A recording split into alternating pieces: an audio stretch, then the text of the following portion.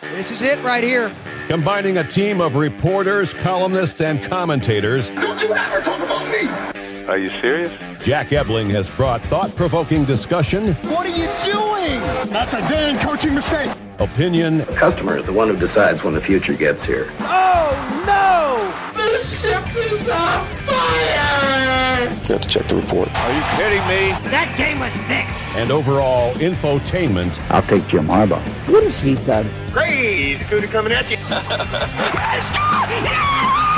Quiet, please. In exactly 15 seconds, we'll be on the air. Thanks, big fella. Don't you ever come back here again! No arguments. Those are called ass tunes.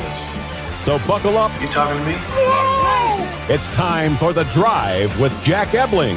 Yeah, for some reason or another, you sound a little taller on radio. Great afternoon, Greater Lansing and beyond, and welcome to The Drive with Jack, the Spotlight Radio Network. Jack Ebling here with my producer, Boston Rob. On a warm, wet Friday afternoon, 74 degrees here, but intermittent showers, and we can expect that most of the evening, warmer and wetter tomorrow.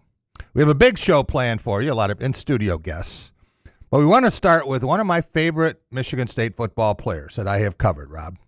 And we're talking about going back to 1978. Julian Peterson came to Michigan State, and the only problem was he wasn't a twin. Had there been two of them, there would have been one on offense and one on defense, and who knows, there might have been one on the basketball court as well. JP, how are you? I'm good, Jack. How you doing? I am fine, and it's a big day for the Peterson family, right?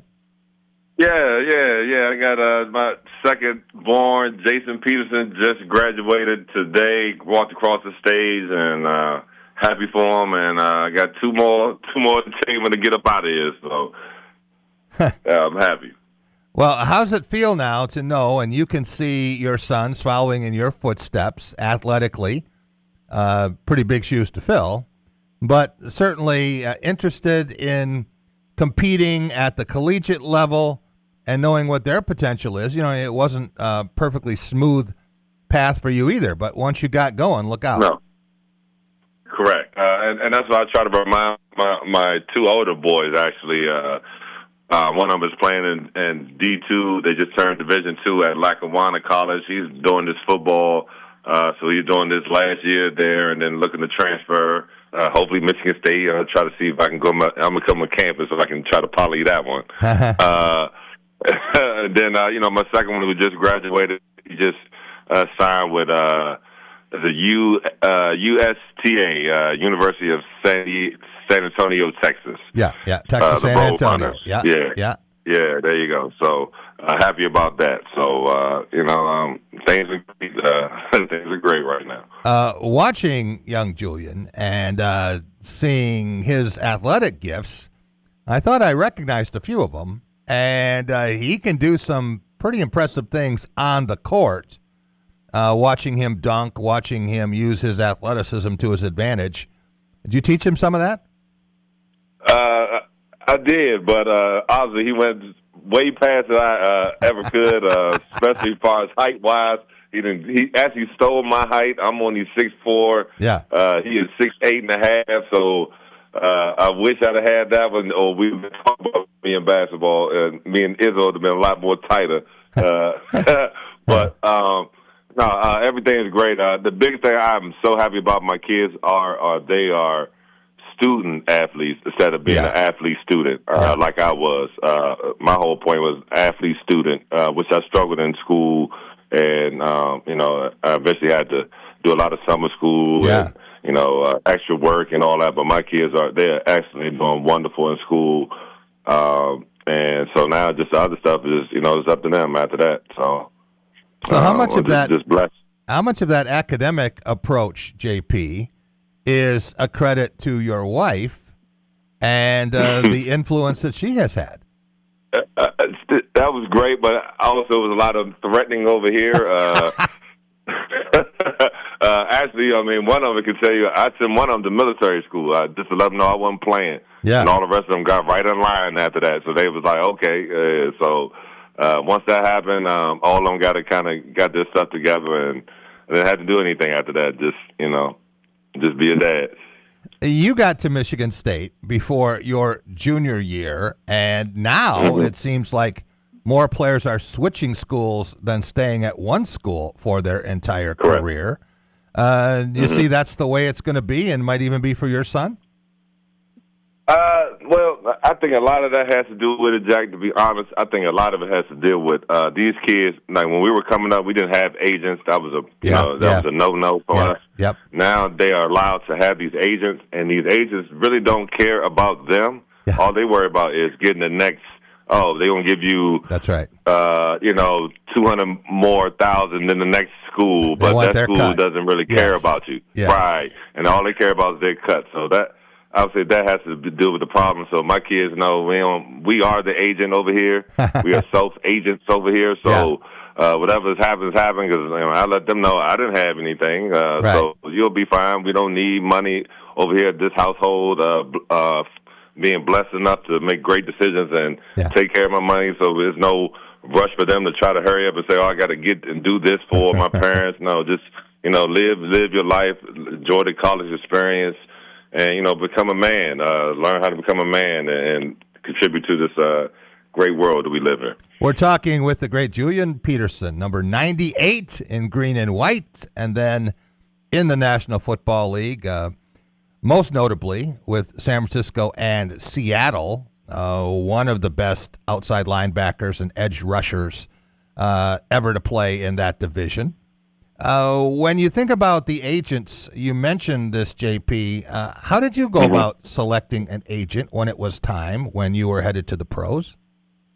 It was very tough, Jack, to be honest. I had a childhood friend who was a lawyer, and I actually thought about going with him because I just knew that he was good with my family. We knew each other since childhood. I figured that he wouldn't try to eventually, I would say, do anything undermining behind my back. Yeah, correct.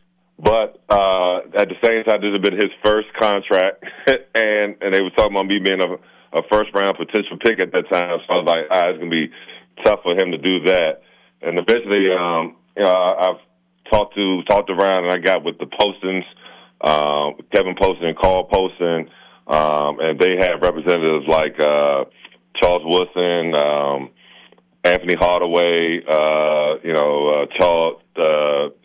Orlando Pace, Ty Law. So LeVar Arrington was actually on signed before I did. So for me, it was like talking to him, talking to them.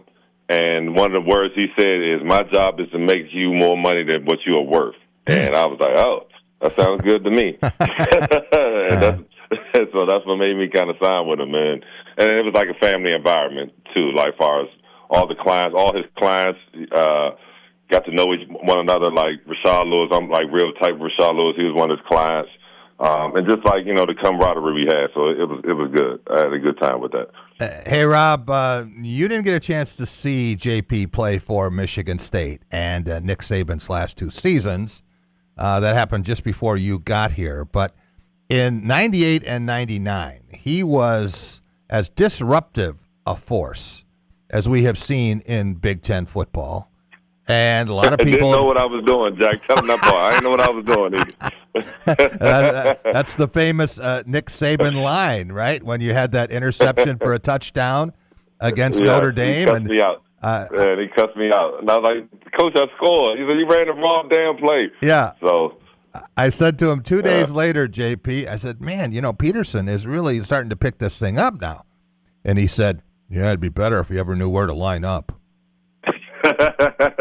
Yeah, that was right. He was right. Rob, Julian Peterson had as good a game as any Big Ten defensive player ever had in an upset in Columbus over number 1 ranked Ohio State. And you just mentioned the name Julian Peterson in Columbus, and they start to twitch and tremors, and the sacks, the fumbles caused. All of that led to a 28-24 Michigan State win when the Spartans scored the last 5 times and came from a 24-9 deficit That has to be something that makes you smile when you think about it. Yes, absolutely. In today's frame, if you put into it, it'll be what's my guy? It'd be Bad Beats from Stuart. Stuart Scott. You know what I'm talking about. Yeah, my man. So bad. That was great. Everybody was cheering against us. Nobody had us winning it. And everybody was looking forward to the game the next week. They were playing Michigan. Those deep games. Right. And it was great for us to go in there in that environment and take that win and put Michigan State kind of on the map and kind of keep the tradition kind of going on for our competitive play after that. So it was great. That was amazing. And then you think about the following year. I think you were talking about Scott Van Pelt, right, with the Bad Beats. Yeah, there you go. I'm sorry. I draw a blank. I'm sorry. I'm sorry, Scott, because he's from around my way. I'm so sorry, Scott. That's I'm right. sorry, Scott. He's a Maryland guy. Yeah, big Maryland terror. Yeah, Scott always got the "Where's Scott? Where's Waldo?" type of thing. So That's right. He kind of looked the same everywhere. That's right. When you think about your senior year at Michigan State, and by this time Saban knew that you were a defensive player. You were kind of a Big Ten version of Lawrence Taylor. That's how I would describe you. Mm-hmm. And to come out in that 99 season, I still think, JP, this is the greatest set of wins that any Big Ten team has had in 1 year. When you think about Oregon, and that was an unbelievable game when Amp Campbell, who'd broken his neck the year before. That was great. Has that was great. 85-yard fumble recovery for the winning touchdown. For the game. Yeah. That was great. That was great. And then you go and you win at Notre Dame. Tremendous play by Gary Scott down the sideline. Sits on the sideline. Yeah. And then you beat Muhammad Ali was at that game. Actually, Ali was at that game. There you go. That's where Tom Izzo met Muhammad Ali, and then created a relationship with the Spartans and the Alis for several years after that. But then you beat Michigan, Tom Brady, and that was the Bill Burke 400-yard game to Plexico Burress. Then you beat Ohio State. And Buckeyes only got 7 points in that game. You beat them 23-7. And then you beat Penn State at the end of the year. That was the T.J. Duckett coming out party with the 4 touchdowns. Coming out party, yes, sir. Yes, it was. And then you go to the bowl game, and you have a new coach because Nick has left. He's gone down to LSU. And Bobby Williams is there, and the players rally down in Orlando, and you beat the Florida Gators. That's about as good a season as you could ask for. Yeah, beat the Spurriers, throwing a hat and everything. Yes. So yeah, it was great. That was a great year. I love that team we had. We have built a special bond over the years, so that was great. How we just kept getting better and better as time went on. So it was great, and a testament to the coaching staff we had. And everybody who came through there, it was great for us. So, I remember Paul Edinger, who was a Florida kid, kicked the game-winning field goal there, and the guys from Florida really wanted to beat Florida and did exactly that. And then it came time for you to go to pro football, and Izzo still tells a story about a draft day conversation very early in the morning with Steve Mariucci, and Mooch is saying, I think we're going to look at Julian Peterson. I think we're going to take him. And Tom was your agent. He was pushing hard for you to go to the 49ers. Yeah. Absolutely. Yeah. Absolutely. Yeah. I appreciate that very much so. And to this day, still both of my coaches right there. So I love it. And I just want to say, Jack, over the years, thank you. If everybody doesn't know this on the radio show, this guy right here, Jack Ebling, was the first person. I still have the article in my house, framed up. It has my first time ever making plays. Yeah. He wrote an article that said, Julian who? And then when I'm tackling the guy from a guy from Oregon, and his helmet look like it's going through the who or something like that. So That's right. It's almost a guillotine type of thing. So thank you, Jack, for all you've done for Michigan State, especially for me and my family. Just want to say thank you for being the best, guy on the radio that I know of. JP, great blessings. If I had been blind and couldn't have seen what you did, I still would have heard it because the impact of your collisions. There were some hits, Rob. They just sound different, and that's kind of what it was when Julian Peterson steamrolled a quarterback. After the 49ers, when you went to Seattle, that was another chapter, but that might have even been your best football. Yeah, I had great times there too. It's been just the Spartan way, just going off of what I've been told and I've been taught from the rest of my coaches, and never be satisfied from where you are. It's always something you can improve yourself better and better at each year and each day. So that's what I tried to do until my time was done. And hopefully I gave the people what they wanted, gave them great entertainment, gave them great play, because I sure enough tried to leave it out there for them. So, yeah. 11 so seasons of pro run. football, and you look at going from being All-American at Michigan State to first team, All-Pro, 5-time Pro Bowl player, 51 and a half sacks. Hey, there are a lot of defensive. I got cheated on some of those. Jack. I got cheated on some of those. Should have been 75. Right. It should have been more than that. The problem was I put in my contract, after 8 sacks, the team had to owe me an extra $100,000. So every time I got to 7, they'll stop rushing me into the playoffs. And I was like, I would never do that again. They're thinking like, okay, we're just not going to pay this guy. Yeah. Right. One of the stats about your career, and you did it 21 times in the National Football League, was forcing fumbles. Can you talk about, as a defensive player, not just trying to bring a ball carrier to a stop, but taking the ball away from him? How do you do that? Well, the biggest thing, I had I watched a lot of guys before me, watching guys like Lawrence Taylor and rest in peace, Derek Thomas. Those were the 2 guys I actually saw a lot, and they were around my size, and I used to see them always turn the corner and dip, and the first thing they doing is trying to get the ball out. And then I saw a couple of times where Derek Thomas and Lawrence Taylor did something like, instead of hitting the guy, most times they are blind side and they can't see, you can get really good hits. But they took it to a step further where they pushed the guy down, rip the ball away, push the guy down, pick the ball up, and score. And then you put it all together. That's like a 4-stat type of thing right there in one play.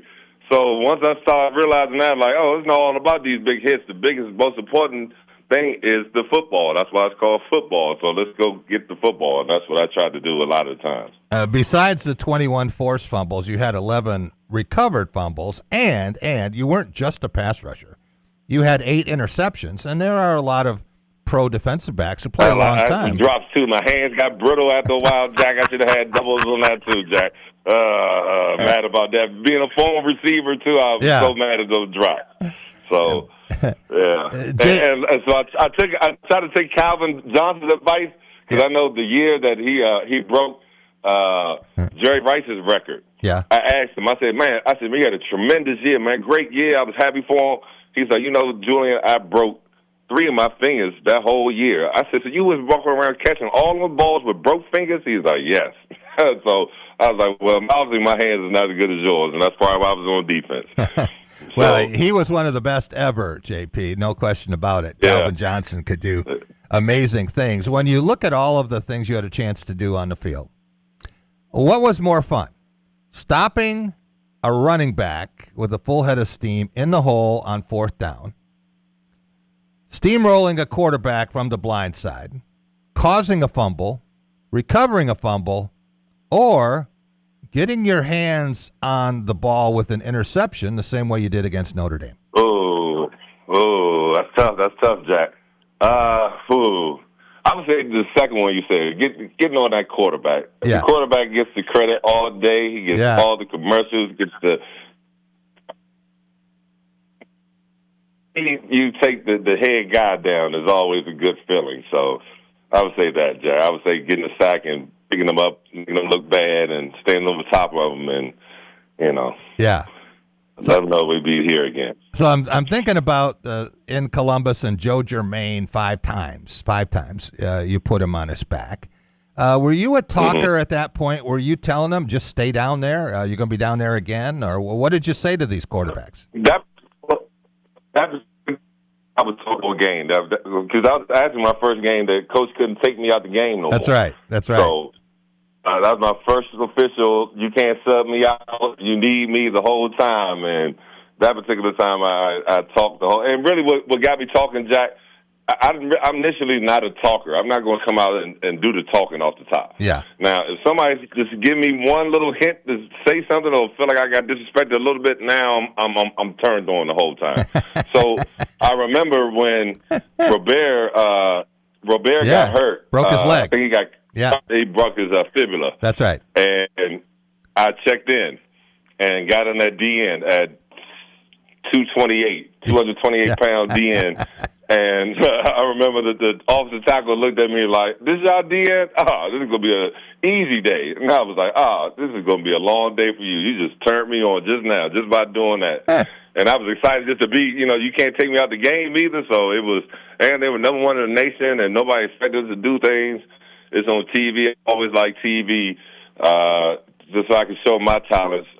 So it was prime time for me. So it was great. I would never forget that. I would never forget that. That was a great moment. My parents, rest in peace, got a chance to enjoy that, and they loved it, and they always talked about it. My dad, until his dying days, would still watch those tapes of Ohio State and stuff. So it was great. I'm glad to give joy to some of the fans and enjoyed the game.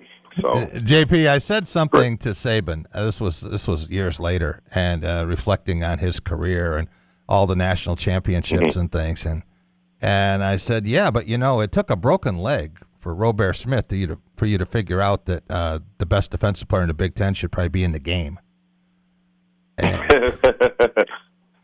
But you think about, that was a time when Illinois had great pass rushers. You think about Penn State and LeVar Arrington, who was, National Defensive Player of the Year in a lot of people's eyes. So that was a time when tremendous football in the Big Ten. I mean, it was so good that Tom Brady didn't even start every game or wasn't the full-time regular, right? Is that crazy? Yeah. Is that crazy? Yeah. Yeah. But you got them, too.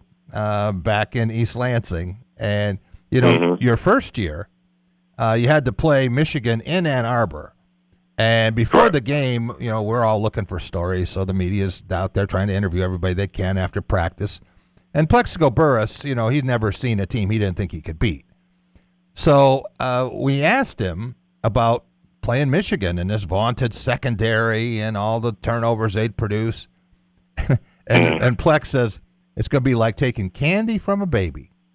And that showed up on the bulletin board in Ann Arbor, and Saban was so mad that nobody could talk to Plex the rest of the year. And then the next year, of course, and he was back for his final year, too, as it turned out. And, he was saying, don't worry, we're going to take care of this. And he did. Not only did he have all those catches, but then he recovered the onside kick at the end of the game. Otherwise, you would have had to go back out there. Yes. And then people forget the time when I think the biggest play of the game to me, far as was when he was blocking. Yes. That one block when he did on Terrell. Yeah, David Terrell. Yeah. David Terrell. I thought that was a momentum change right there. I thought that was. Yeah, we here, and we are not the little brothers. We are the big brothers. So that was a good moment. That was such a funny play, Rob. Michigan could not handle Plexico Burress. It didn't matter. They tried different corners on him. They tried doubling him. It didn't matter. And finally, they said, okay, we're going to take our All-Big Ten or All-America receiver, and we're going to let him try to shadow Plexico Burress because size-wise it was a little closer. And he wound up getting corkscrewed into the ground. And David Terrell is down there, and it's like a bird just planting something into the ground, digging it deeper and deeper. And then Eric Morris had that big interception, too, in the third quarter, and then you guys had enough to go on and get that win. What's it like, JP, what is it like watching your son and thinking back to that? Obviously, now you're talking about basketball with Julian Jr., not football, but what's the feeling like watching him play? Oh, it's great. Just watching all of my kids, because my older one plays football. My second one, like you said, he plays basketball. My third one, he does both football and basketball. And my youngest one played tennis. So just watching them all develop their own way, just seeing them grow. From the part I remember my second son was, I was telling him, hey, we got to work on our left hand. You got to work on your left hand. I can't do it with my left hand. Now his left hand is his best hand, and so it's just great seeing him mature and grow and just enjoying the ride, so to speak. You know what I mean? Just enjoying the show. I asked my parents about it when I was coming up. I asked my parents actually, when did you see and you thought I had potential to, actually make it or make it professionally? And my parents always told me, you don't. You just enjoy the show. And when you see it happening, it just happening, and you just, fall in love with just the whole process. And that's exactly what I'm doing. I find myself doing that. Even though they owe me a lot of gas money, I'm great, though. JP, do you know Pat Fitzgerald yet? Have you had a chance to talk with him? He played a few years before you at Northwestern. Tremendous linebacker. But have you had a chance to sit down with him? And what do you think about him and a new era at Michigan State? I talked to him for a brief second when I came up here to actually try to get my son up there with Tom Izzo at the time. I talked to him, and at that time it was a dead period, so you couldn't really, you really couldn't talk to me, especially when I had my other son who also plays football. Yeah. But it seemed like he has his stuff together. I know he had great success, as far as other ventures as coaching and stuff, and it's going to be a great time for us to have a new switch, a new philosophy, and get this ship turned around, get back to Gang Green, and getting back to winning some bowls and getting back into playoffs. So this will be great. I think it's a good look for us. How many of the guys that you played with at Michigan State or in the pros do you keep in contact with? I keep up with quite a few. It's always how everybody's living life now, sure. With their own family. But for the most part, I try to keep in contact with the majority of us. As a matter of fact, at the last, we was in the tournament, actually. Ran to Plex, and Barry Sanders, who's now a Michigan State fan because of his son. That's right. And I keep up with Robert, Mateen, Cleves, a couple other guys, on the squad. So, I try to keep in contact with quite a few of them if I can. And anytime we always run into each other, it's like we never left. So that's always a great feeling. Did you ever thank Robert Smith for having that broken fibula?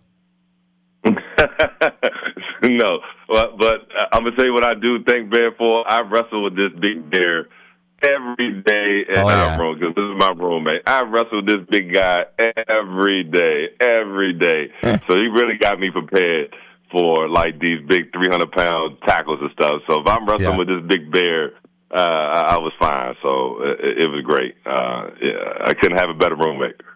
His older brother, talk about Antonio Smith, was a physical force on the basketball court. And Michigan State's first Final Four team of the Izzo era and Big Ten champions.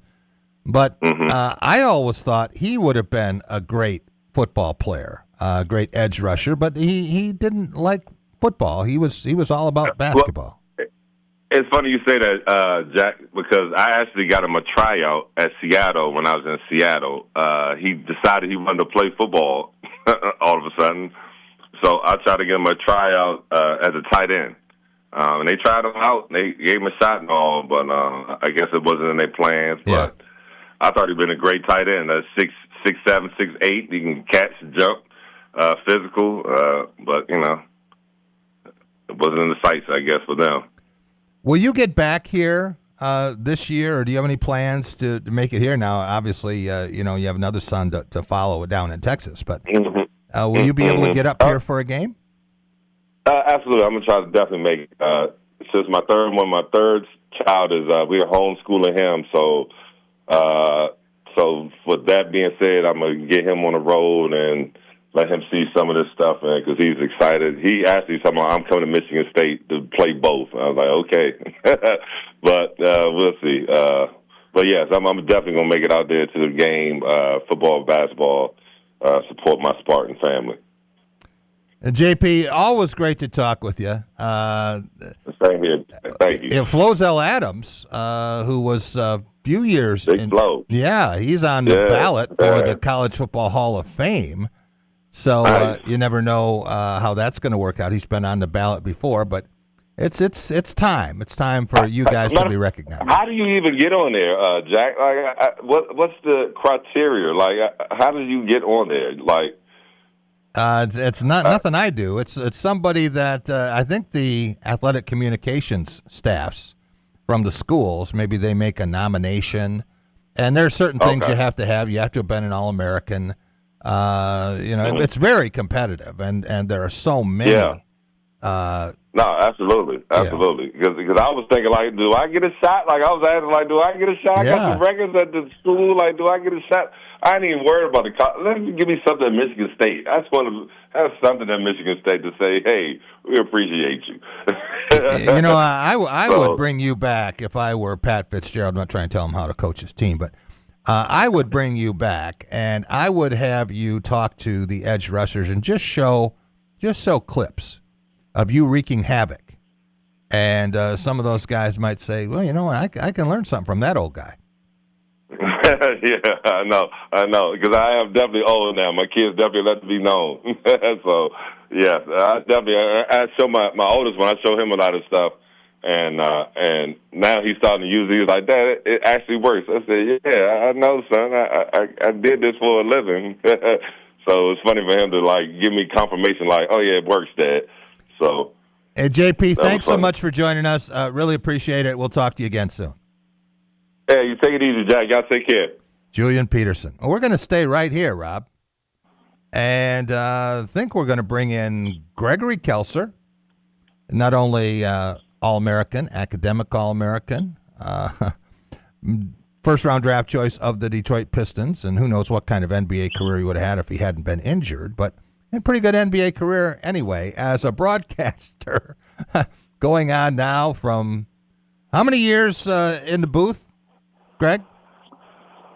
I just completed my 41st year. Wow. Jack? Wow. Everyone's talking about Izzo, 31. You're a decade up on him. Oh, yeah. And I'd like to think that my NBA career was on an all-star trajectory. Yeah. Especially at the beginning of year 2, and that's when the devastating injury occurred.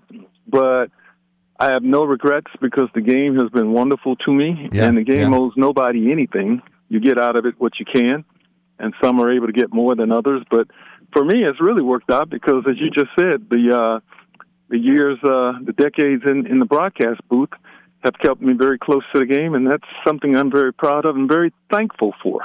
It's funny, Greg, when people talk about the transition from collegiate greatness to NBA stardom, sometimes there are things that you just can't control.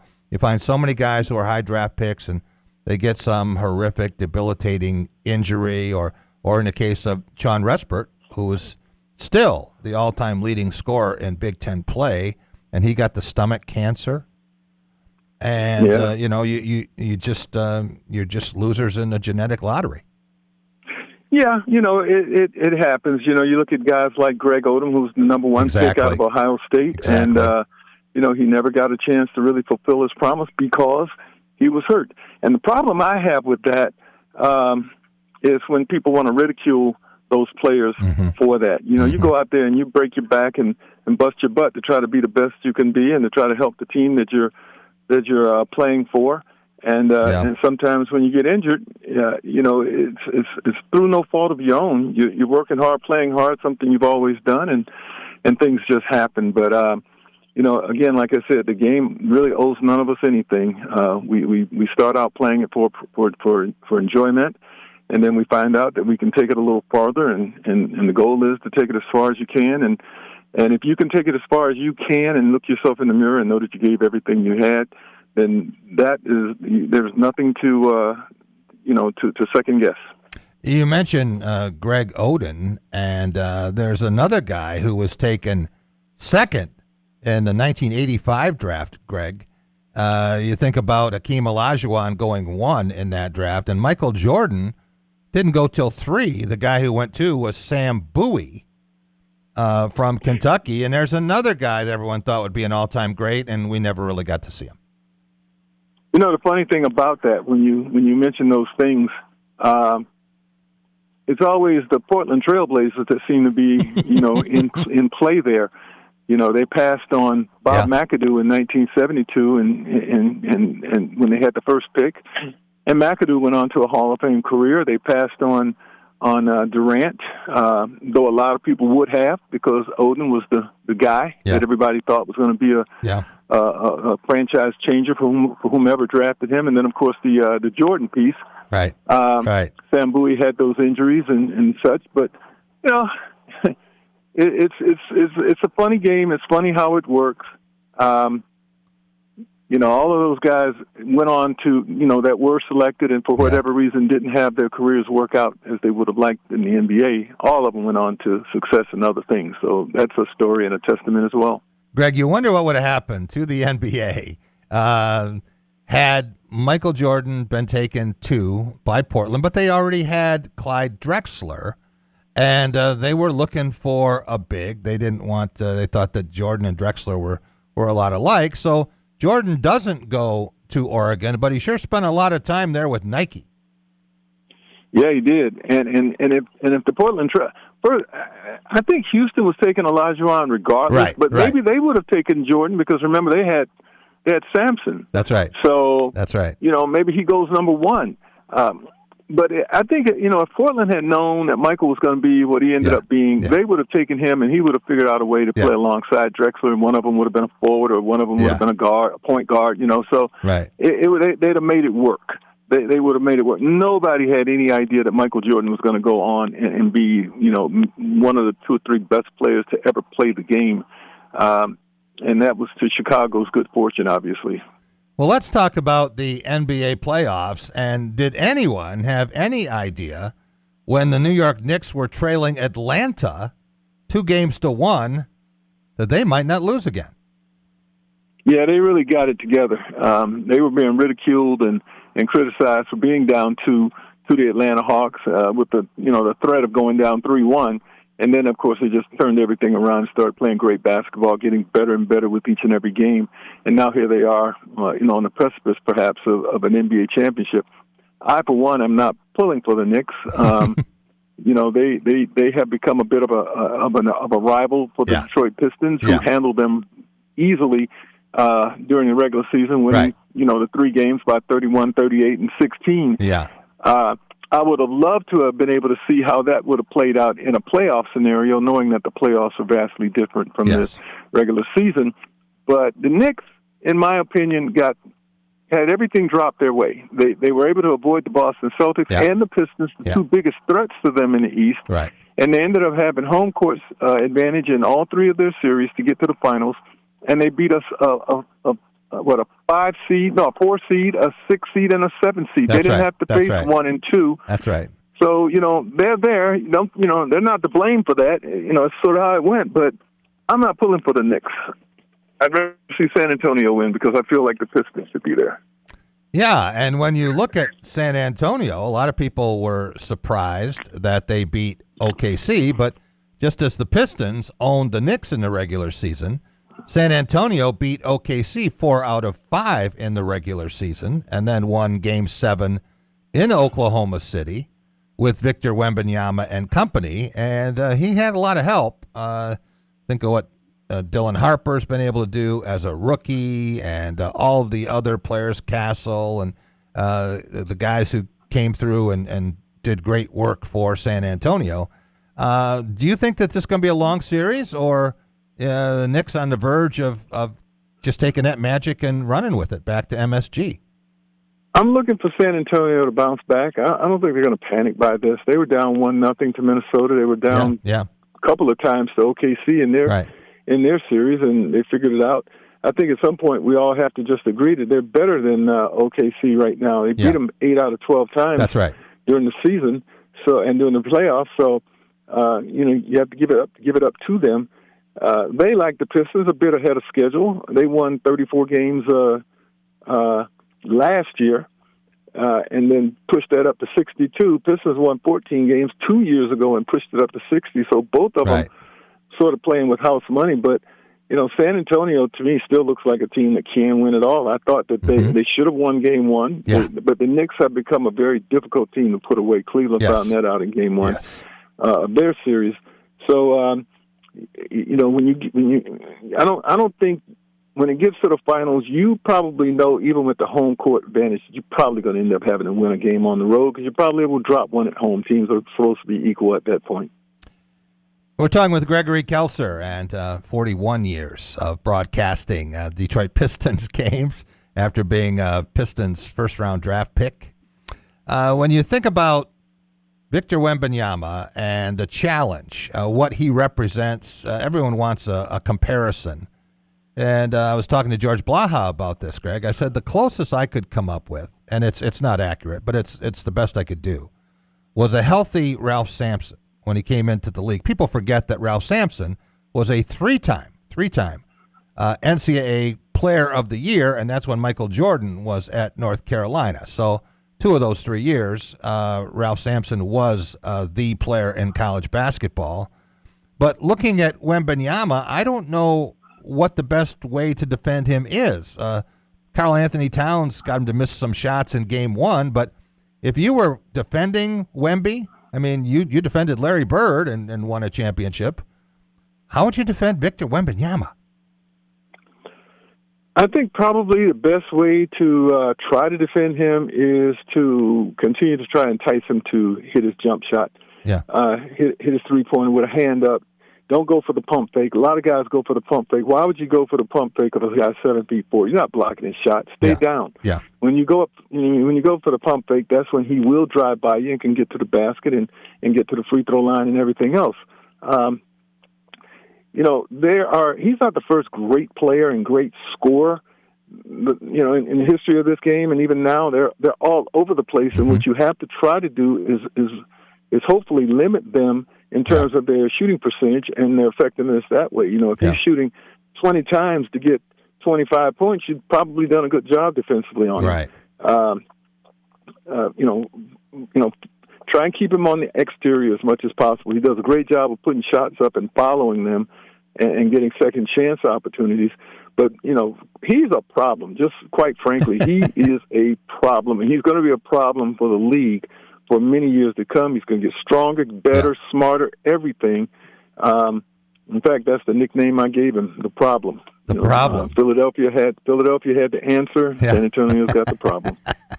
I don't know if there's an answer to that problem, but I think the thing that surprises me the most about him, besides his mobility for a guy 7'4", is his ability to make free throws. Greg, you see so many bigs, and maybe once in a while you find a Nikola Jokic who can do it, but a lot of bigs really struggle at the foul line. You see it with Mitchell Robinson, and they want to put him at the line, but you put Wemby there, and he's going to make 80-85% of them. So most big guys like that throughout history have had issues at the free throw line.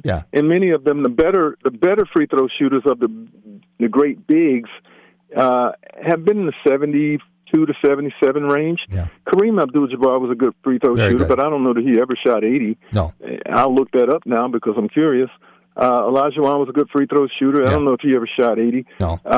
But this guy's threatening 90. Yeah. And I was thinking about that the other day because I know that Chamberlain was in the 50s. I know that, Russell was in the 50s. Shaq was in the 50s. Yeah.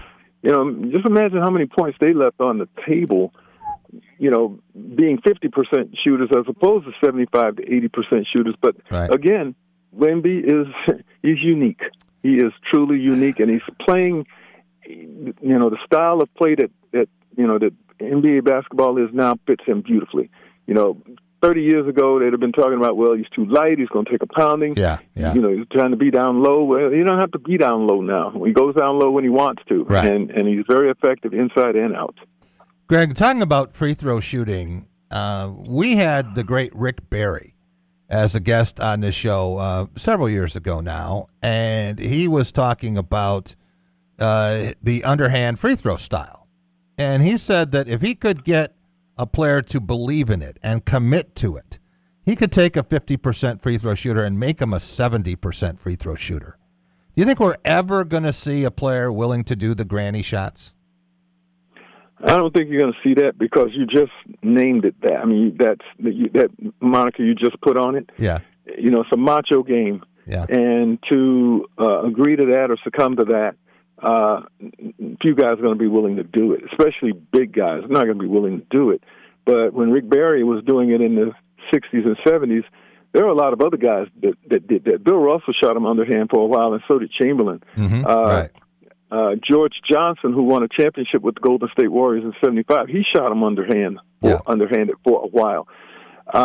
What the underhand shot does, you still have to work on it. It's not the easiest shot in the world, but what it does, it softens the shot. And if you get it up there on the rim, the ball is so soft, the shot is so soft, it has a chance maybe to still go in.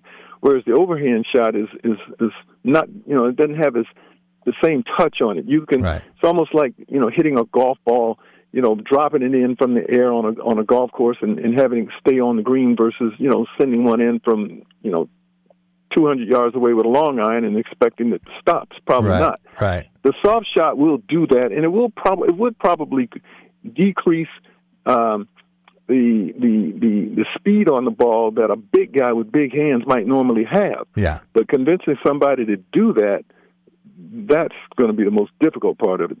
You talk about stopping a golf shot on the green. I know you love golf. How's your game? I'm playing pretty well right now, but that's right now. you know how golf is. But I'm actually hitting my driver well and I'm putting well, and if I can just get the in between stuff done, I'll be much better off. Which of the current Detroit Pistons players is the best golfer, Greg? Currently, not sure. Is there anybody who could give you a run? I'm sure there probably is. Let's see. I don't know that there's anybody on the team that could do it now. Yeah. But the Pistons have had really good golfers. Remember John Barry when they had him? Oh, yeah. He was a terrific golfer. Yeah, he was a terrific golfer. Rick's son. And I think that Rick Carlisle, who coached him, golfer, was a good golfer. How about Lane Beer? I don't think. Yeah, Lambier's a good golfer. He'd have to give me strokes. Yeah. He grew up golfing though, so he has a major advantage there. That's right. He really hurts the golf ball when he hits it. I've seen him drive the ball, and he punishes it. So, what do you make of tonight's game? Game 2. Spurs going to send this back to MSG 1-1, and it's going to be pretty tough to get a ticket there. I saw those prices. Good luck getting into MSG. Yeah, it's always tough, even during the regular season, getting a ticket there. I don't know that I've ever broadcasted or played in a game at Madison Square Garden that was not sold out. It's just it's a touristy place too. Folks come from all over to New York, and getting to the Garden is like getting on Broadway for a play. People want to get there, so it's an attraction. So the Knicks never play to a partially filled arena, and that's good for them. My anticipation is that San Antonio will win tonight. Yeah. And that the series will go back to New York, and they'll probably split there. That's getting way out there ahead. Okay. But if San Antonio doesn't win, then they will have a problem. Yes. Even with Wemby. Yeah. Well, I think with New York, it's been 53 years, Greg, and I don't know that that's long enough. I'd like to see it be a little longer. So I will tell you this. Yeah. When they won in 1970 and in 1973, yes. I was one of their biggest fans. Were you really? Because I loved Willis Reed. Oh, okay. Okay. Absolutely loved Willis Reed as a basketball player. And then got a chance to meet him later on when I was at Michigan State, and he turned out to be as great a person. Classy guy, and, it was during the playoffs last year when the Knicks beat the Pistons in 6 games, and I'm sitting there before Game 6, and I look over, and it takes a lot to make me say, whoa, to sit back. I've seen enough people, but seeing Walt Frazier there and dressed the way he dressed and the class that he had, I just had to go up and tell him how much I appreciated him. Clyde is a class act. There's no question about it. He is Knick royalty. He's New York icon. Yeah. And he, and what you see is for real. He always has time for you. Yeah. Always has a good ear to listen, and will have a kind word. He's incredible. He really is.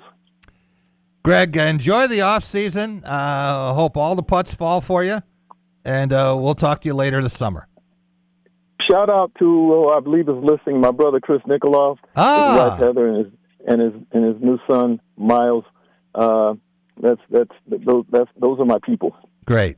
I will see him at some point this summer too, and if he's not listening now, I'll pass that along. We will be right back, and here in studio, Mike Garland, and a big event coming. He has Ashley Willis with him, and so we're going to have them in studio talking about something that is not just important, but I think it's going to be very entertaining for the audience coming up very shortly here in mid-Michigan. Back on The Drive with Jack. Jack Ebling here with my good friend Matt Sloan at Graph of Okemos. Spring is here, and so is good news for lease customers. You got that right, Jack. Pretty exciting news, both at Nissan and Chevy. We have a lease pull ahead starting right now. So if you're bored with your lease, too many miles, close to too many miles, you just want to get out because of a high payment, bring it in. We'll get you out of your lease and get you into something more exciting. Stop and see Matt and the gang at Graph of Okemos. They're making friends. So, it's been a while since you've had your jewelry cleaned and inspected, right? Where will you go and who will you trust with your most valuable and treasured heirlooms? At Meadowar Jewelers' 4 locations in Lansing, Okemos, Jackson, and Portage, jewelry isn't just our job, it's our passion. Each and every piece entrusted in our care is thoroughly inspected by our trained staff against damage or normal wear. And we offer you, our customer, the highest level of quality on repairs and custom designs. Whether it's worn out prongs, channels, or shanks, it's all handled with incredible care. Meadowar Jewelers in Lansing, Okemos, Jackson, and Portage want to help you preserve your memories and offer you options on creating new ones. Come in today for the cleaning and inspection of your jewelry. We continue to work hard every day to earn your confidence and trust. Dean Transportation is looking for compassionate people to join our team of school bus drivers and attendants. Visit deanjobs.com to see all openings. Dean Transportation provides paid training to obtain a commercial driver's license, increased starting pay, comprehensive benefits, and flexible schedules with no weekend shifts. No experience needed. Apply today at deanjobs.com and train for back to school season. That's DEAN jobs.com. Jeremy, I gotta ask, how do you always know where to go on the weekends? Easy. One North. It's basically my cheat code. What's going on there? Live music every Friday and Saturday night, DJ trivia during the week. There's always something happening, Jack. So I don't have to keep texting you for plans? Nope. Just follow all 3 One North locations on social media. Lineups, times, everything's right there. That might actually simplify my life. That's the goal. When you're looking for something to do, One North's the move. All right. See you there this weekend.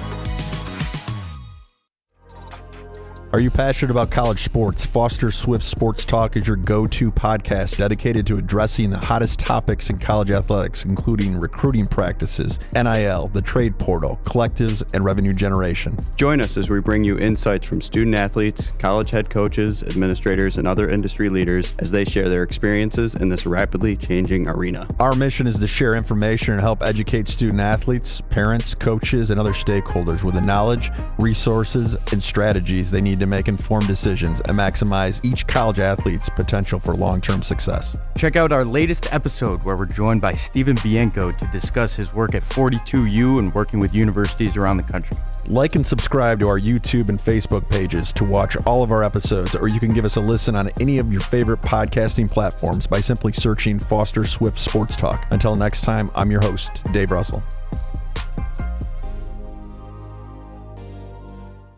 Who knew? Fresh air is a destination.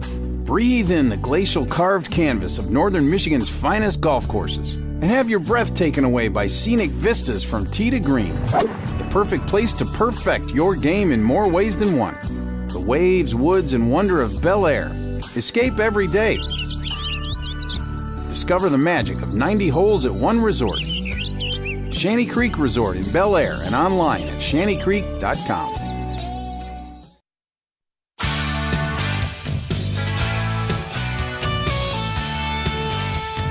Welcome back. It is The Drive with Jack, the Spotlight Radio Network. Jack Ebling here with my producer, Boston Rob, and we have a couple of distinguished guests in studio. Of course, all of you know Mike Garland, Tom Izzo's best friend. Going back, Steve Mariucci, you put him in that category too, but Steve didn't play basketball in the same backcourt the way you did at Northern Michigan, and he wasn't his assistant coach. Right. The way you were for all those championship runs. Right. But we have another special guest here. Do you want to introduce Ashley? Yeah, we have Ashley Willis here. She is the founder and CEO of Michigan Premier Events, and she, of course, is actually doing all of the work for my gala next Tuesday, June 9th, over at the Breslin Center. We're going to talk a lot about that. Ashley, thank you for being here. I know you made a long trip to get here, right? Crossing the street. Trip. Yeah. And I saw Michigan Premier Events, but I didn't put two and two together that you were here until we started going back and forth with Mike.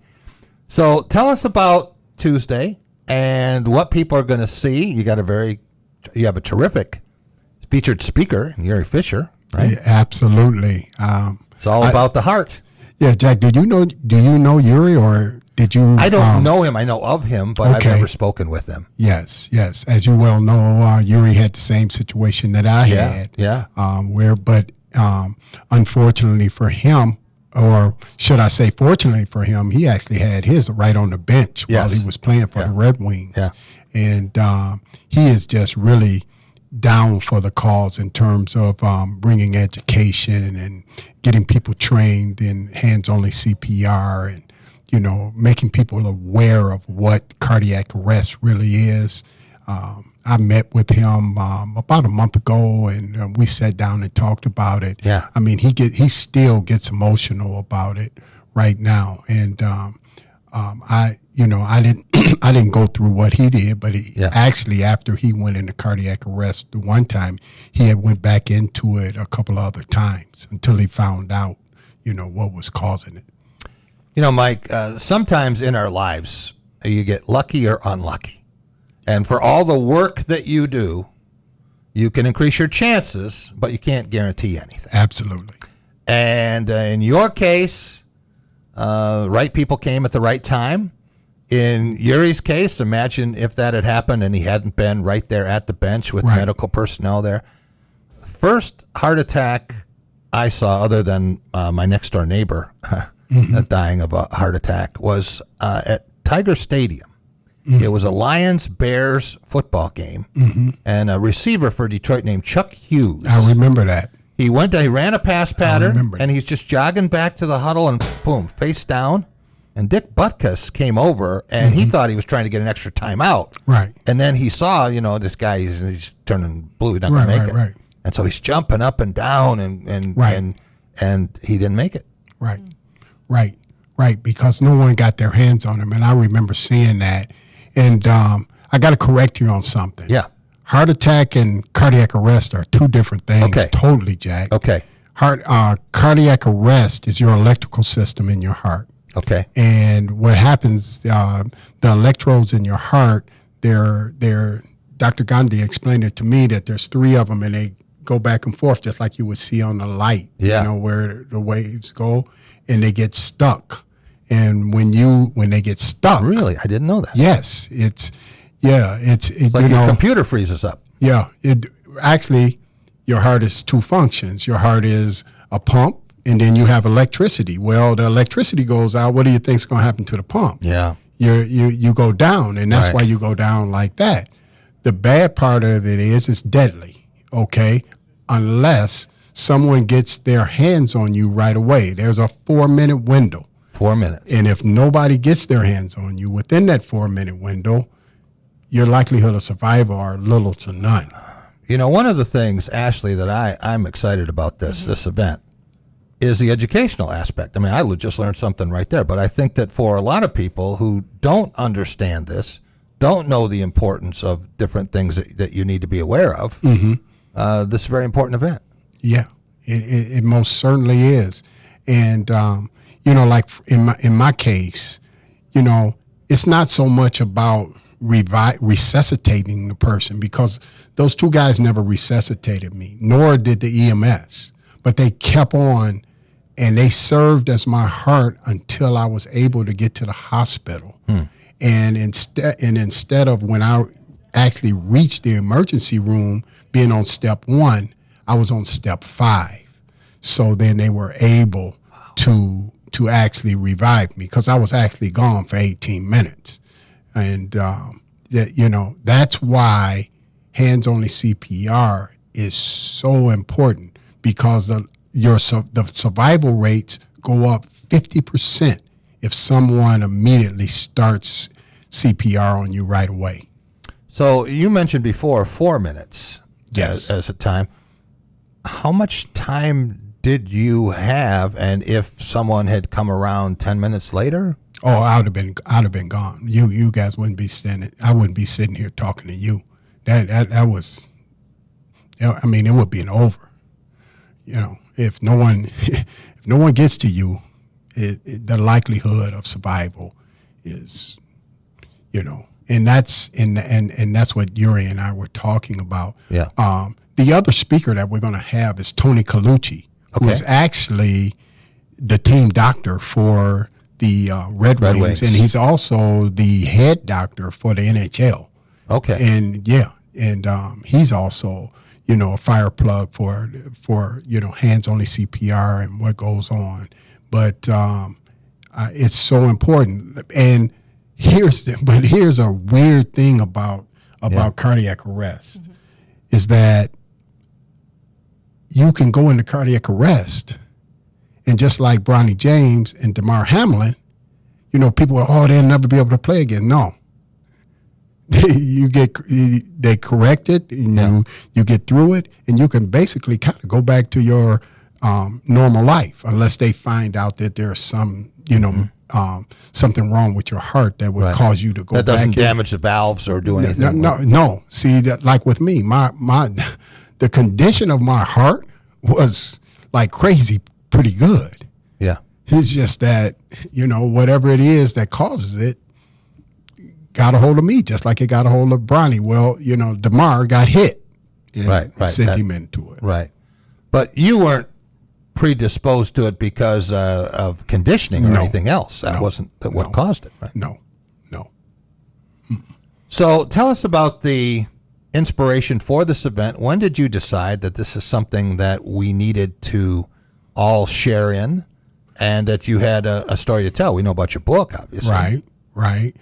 Well, when I was in that hospital and I was sitting there, and I just remember waking up one morning, nobody was in there with me. I was, conscious and everything else, but I just said to myself, hey, what can I do to, return the gift of life that I have been given? Yeah. And, I thought right then, if I could just do a little something to help in any kind of way, if I just was able to teach or set up an organization that just taught one person that saved somebody else's life, that would be great, and in doing that, we also teach people how to properly use an AED. And I just thought about it, and then Cynthia walked into the room, and I said, "Baby, let's think about starting a foundation." And you see Ashley's laughing because, Jack, I never, in my wildest dreams, believed that Mike Garland would have a nonprofit organization that has grown to what it is today. And it's called Champions of the Heart. Yeah. But because of her, we're turning it into a pretty sizable organization. Ashley, what's it like working with Mike? And are you coaching him, or is he coaching you? Big time. It's wonderful. It's really impactful. It's inspiration. Just how this organization is making the community resilient is what's really special. Knowing that people in the community are going to be learning about CPR, learning that first aid when it comes to someone who has a cardiac arrest. I think that is the reason why I'm on here, is just because of that inspiration and impact. How much of Mike's story did you know? Yeah, so I only knew a little bit of it. And then I know we met at an event. I met with him and his wife, and he was doing his book signing. And so just learning more about that, I was like, I love nonprofits. I love the mission. But this mission here is key. It's saving lives. Yeah. It's putting more hands on hearts. And that's really important. So tell us about the event Tuesday, Ashley. Yeah, absolutely. Tuesday, June 9th. It's going to be at the Breslin Center. We're going to be in the auxiliary. Mike's been there. Yeah. He knows the way around. We're going to be right in the gym where the men's basketball they practice, so which is nice. It gives the experience for the guest because it's something that they really don't get to experience. So that's what that's about as well too. But what's really nice about this is we're going to be just not only learning but celebrating those who have survived. Right. We have honorees who are cardiac arrest survivors, and then we're also going to be celebrating those who have saved a life. So that's really key component there. I know Coach Tom Izzo is going to be our auctioneer again, so he does a phenomenal job. We have some great packages. And he gets money out of people. Absolutely, absolutely. So this event is just really bringing people together, and we're celebrating not just about cardiac arrest, but also just about how the organization has impacted. There's trainings that go on. I think it's about over 6,000 people that this organization has trained. These are community-wide training. So it's just a big celebration, and it's just an impactful event. And I think we have close to 300 people that will be in attendance. Mike, are there still any tickets available? Is it a complete sell? There are a few tickets left. There's a few, but I would do it now sooner than later. How much are tickets, and how do people get them? Yeah, so tickets are $200 a piece. So you can go right on to the championsoftheheart.org, and you'll see a link where it says register or get your tickets. Click on that link, and it'll take you right there. And it's a silent auction, so we're going to be previewing some of the auction items over the weekend as well, too, just to get a little sneak peek. Oh, nice. We have a lot of great packages, some from the Detroit Red Wings. We have Mackinac Island, Costa Rica package. I mean... And we have some interesting jerseys, and we have a interesting jersey. Yes. That I think a lot of Spartan fans that will attend will be after it. Okay. Yeah, All we have a. I mean, I guess I could let you go ahead and tell us what it is. I have a Tom Izzo number 10 and number 11 signed jersey, just like the one that's hanging from the rafters in the Superior Dome. Nice. So, and then too, just to let everybody know, we're Coin Carr and Jeremy Fierce Jr. are going to be special guests at our function.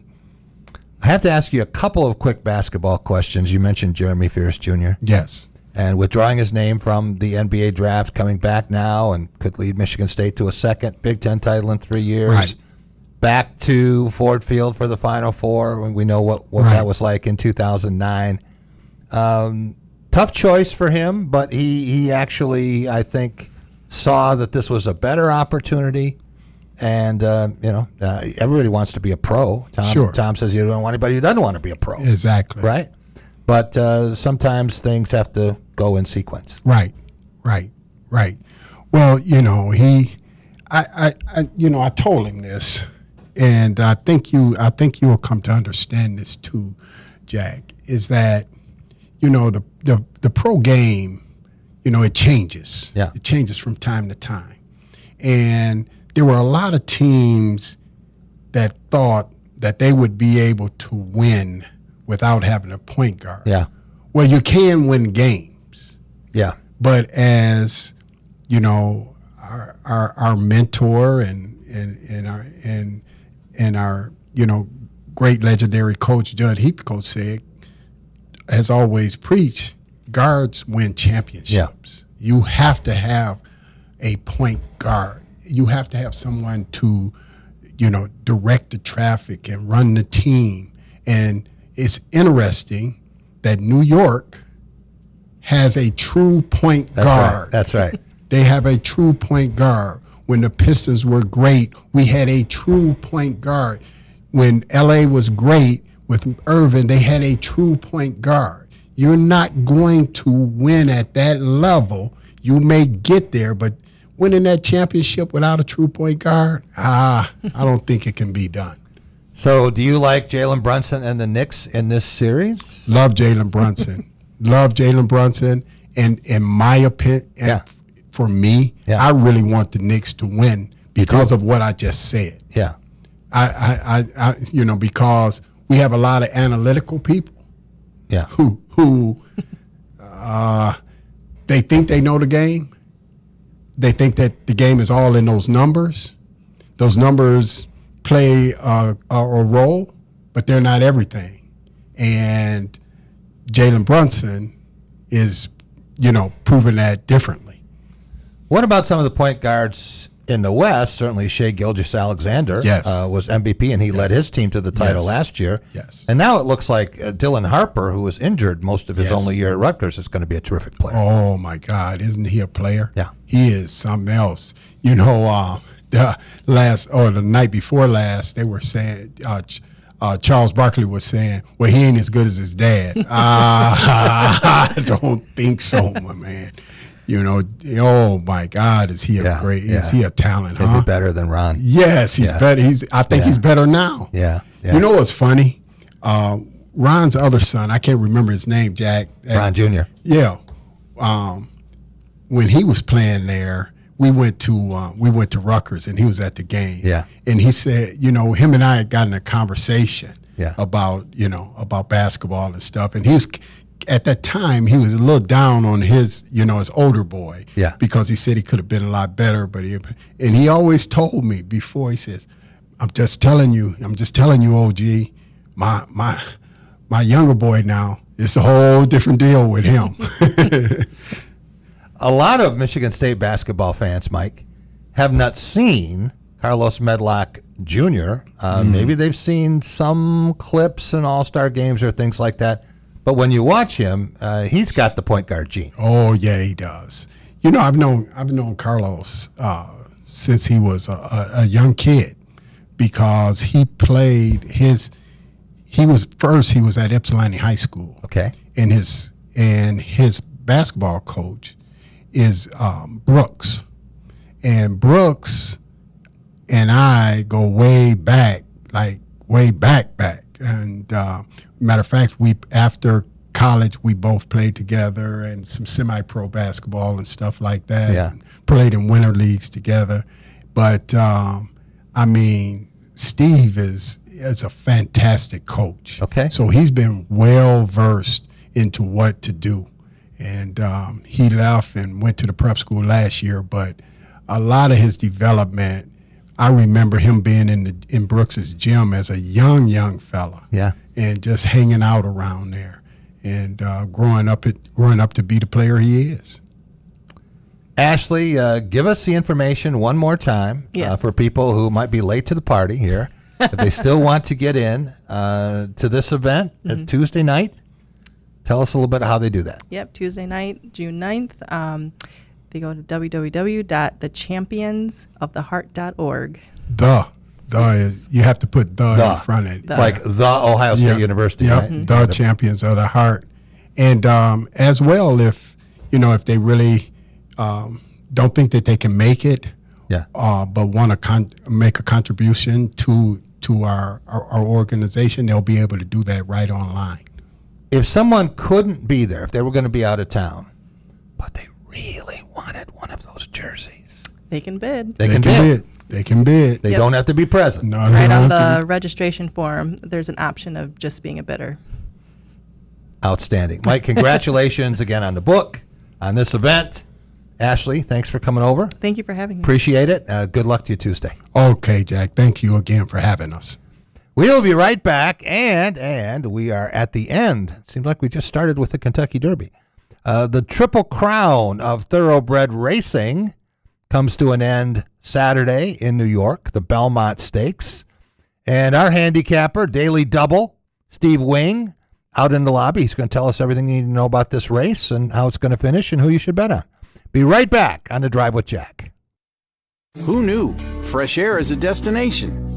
Breathe in the glacial carved canvas of northern Michigan's finest golf courses and have your breath taken away by scenic vistas from tee to green. The perfect place to perfect your game in more ways than one. The waves, woods, and wonder of Bel Air. Escape every day. Discover the magic of 90 holes at one resort. Shanty Creek Resort in Bel Air and online at shantycreek.com. Dean Transportation is looking for compassionate people to join our team of school bus drivers and attendants. Visit deanjobs.com to see all openings. Dean Transportation provides paid training to obtain a commercial driver's license, increased starting pay, comprehensive benefits, and flexible schedules with no weekend shifts. No experience needed. Apply today at deanjobs.com and train for back to school season. That's DEANjobs.com. Jeremy, it's finally patio season. About time. And not just any patio, Amy. One North patios. We're talking sunshine, cold drinks, and that perfect I should have left work early vibe. Lansing, East Lansing, Jackson, each one has got its own patio personality. Whether it's brunch in the sun, happy hour with friends, or late night cocktail under the lights. It just hits different outside. Great food, craft drinks, and plenty of space to kick back. So grab your crew and claim your spot. One North Kitchen and Bar, your table's waiting. Outside. Let's go.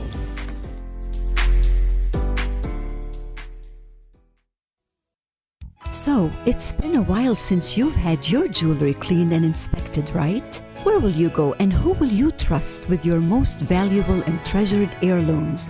At Meadowar Jewelers' 4 locations in Lansing, Okemos, Jackson, and Portage, jewelry isn't just our job, it's our passion. Each and every piece entrusted in our care is thoroughly inspected by our trained staff against damage or normal wear. And we offer you, our customer, the highest level of quality on repairs and custom designs. Whether it's worn out prongs, channels, or shanks, it's all handled with incredible care. Meadowar Jewelers in Lansing, Okemos, Jackson, and Portage want to help you preserve your memories and offer you options on creating new ones. Come in today for the cleaning and inspection of your jewelry. We continue to work hard every day to earn your confidence and trust.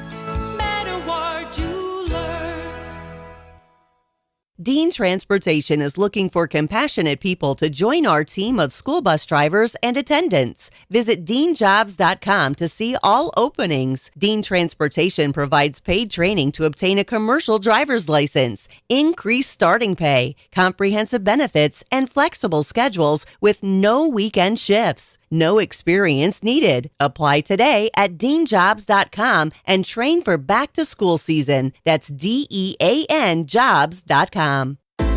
Jeremy, it's finally patio season. About time. And not just any patio, Amy. One North Patios. We're talking sunshine, cold drinks, and that perfect I should have left work early vibe.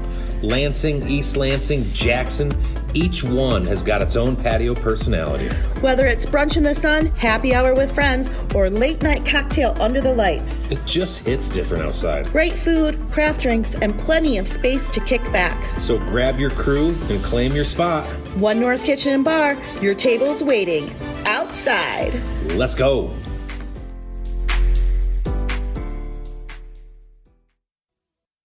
So, it's been a while since you've had your jewelry cleaned and inspected, right? Where will you go and who will you trust with your most valuable and treasured heirlooms? At Meadowar Jewelers' 4 locations in Lansing, Okemos, Jackson, and Portage, jewelry isn't just our job, it's our passion. Each and every piece entrusted in our care is thoroughly inspected by our trained staff against damage or normal wear. And we offer you, our customer, the highest level of quality on repairs and custom designs. Whether it's worn out prongs, channels, or shanks, it's all handled with incredible care. Meadowar Jewelers in Lansing, Okemos, Jackson, and Portage want to help you preserve your memories and offer you options on creating new ones. Come in today for the cleaning and inspection of your jewelry. We continue to work hard every day to earn your confidence and trust.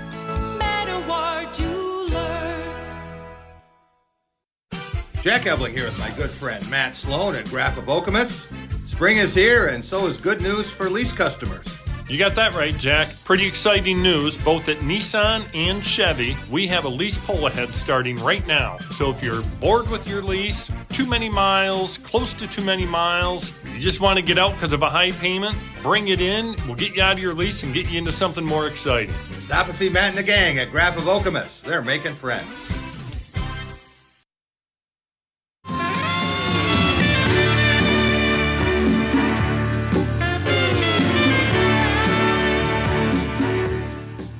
Welcome back. It is The Drive with Jack, Spotlight Radio Network. Jack Ebling here with my producer, Boston Rob. Rob, 3 straight in-studio segments, a very special guest. Steve Wing, a.k.a. Daily Double, Mid-Michigan's premier horse handicapper. And we are talking about the Belmont Stakes. It's moved tracks from Belmont to Saratoga. Is the length the same? No, it's not still shortened. It's a mile and a fourth instead of a mile and a half. So Derby length. Yeah, yes. Yep. But we like to see a mile and a half so we can see these guys run a little farther and see if something different. But it should be a great race. But yeah, this is all mixed up, and hopefully next year they'll have both tracks ready to go, and we'll have actually a shot at a real Triple Crown if somebody would pull it off. Well, I'm hearing now that a lot of the breeders and owners and trainers are saying we're not even going to try for the Triple Crown anymore until they change the length of time between the races, that they need more than 2 weeks between the Derby and the Preakness. You buy that? Oh, I do buy that. You know, like I think we talked about it. They changed the mound in baseball. They change everything in all the sports, and it's not going to hurt them to move it 2 more weeks in between each, especially for these young horses. They're only 3 years old, barely 3 years old. Yeah. You know, and you want to force them to run that run. It does make a lot of sense that they should change the time and make a couple more weeks. Apparently, the Preakness people want to do it, but the Belmont had been resistant of moving, and they would also have to move back a week. And then someone said, you know, the Preakness could really have an end run on this whole thing and say to the Belmont, you stay where you are. We're going to move back to July. We're going to give these horses a lot of rest time, and now will be the race that will determine whether someone wins the Triple Crown. That's a good point. Right? And you could have one each month that way and put them 5 weeks apart. I like the sound of it. I don't know if they can force them to do it, but if they told Belmont that's what they're going to do, they might have to change They might have to attitude. move. Yeah. Absolutely. So what is it about this track that is different from Churchill Downs, 1.25 miles? Are the turns different? Is it very much the same? It's pretty much the same. It's a little smaller, so they have to start them a little. They don't have the big long stretch to start them out on. They have to start them on a curve, so the track's a little smaller. I can't give you the dimensions, but they'll start them. That's why they can't go a mile and a half, because they'd be doing too many turns. Yeah, it'd just be like roller derby. Okay, so we saw Golden Tempo win the Derby and not run in the Preakness. How impressed were you by Golden Tempo and what the horse was able to do coming from last place for most of the race? It was a fun race to watch. It was exciting because he did that, but the buyer ratings were terrible. They were 95. Usually a horse that wins a Kentucky Derby is like 103. The whole race was just, the buyers weren't very big. And what happened in the Preakness, it's been 50 years since Secretariat won it, and he ran 8 seconds faster than Neapolitan Solo. I say Neapolitan because I like ice cream. I don't know Napoleon Solo, because Napoleon Solo killed all my tickets. But anyway, so that was very slow. Okay. And I'm not exactly sure what's going on, but it was still exciting. Obviously, those two coming down the stretch neck and neck. But Solo is not entered in this race. No, I think it's just too quick a turnaround for him. 3 weeks, though, right? Yeah, but he was set more for the mile and an eighth. Yeah, mile and 2/8, or whatever it is, 3/8. Yeah, mile and 3/16. Yeah. It's a 16th of a mile shorter. I'm getting old, I think. Yeah, yeah, you're right. So when you look at Renegade, this is a horse that a lot of people like, and you do too. What makes Renegade a great choice here? Well, that in the Derby, as we talked about, he got banged right off the bat. That one hole was just terrible, and he basically had to check up, and he was back to last, and he didn't get a very clean race. And with only 9 horses in this race, which is perfect, I don't see him sitting much more than 7-8 lengths back, so he shouldn't have a problem coming home. I mean, he should be fine. The horse, I'm going to play with him. I'm not messing around. I'm just two horses. I'm not going deep with other horses. Yeah. Is Chief Wallaby. That horse, he had a horrible trip. He had to, I won't say check up, but he had to slow up 2 times, and he got knocked out of the gate. I see him getting out about 4th or 5th with a nice trip, and I think he takes the lead in the stretch, and then here comes Renegade. And Wallaby will finish out of the money? No, second. Second. It'll be close. Wallaby might beat him with that trip. Okay. In my opinion. And then you have Commandment and Golden Tempo out of the money. Yeah, Commandment, he's beaten Wallaby twice. But, so I had to use him third. Here's what I don't like about Golden Tempo. Yeah. The horse ran great, and he won the Derby. Now they're trying new equipment. If you're running a race, Jack, and you got up and you ran real well and you did something and you won it, are you going to change what you did? Why are they changing? I have no clue, and I'm going to be flabbergasted. I want to see how it turns out. Maybe it'll help them. What kind of equipment? Well, I didn't hear that either. I just know they're changing some equipment. Blinkers or? I don't think it was blinkers. I don't know. I just know they said they were changing something on them, and it just makes me wonder. They're not changing the jockey. No, the jockey would be the same. But I'm just thinking that, sometimes you don't want to mess up with something that's pretty good, and that could do it. That stretch run of the Derby with the brothers.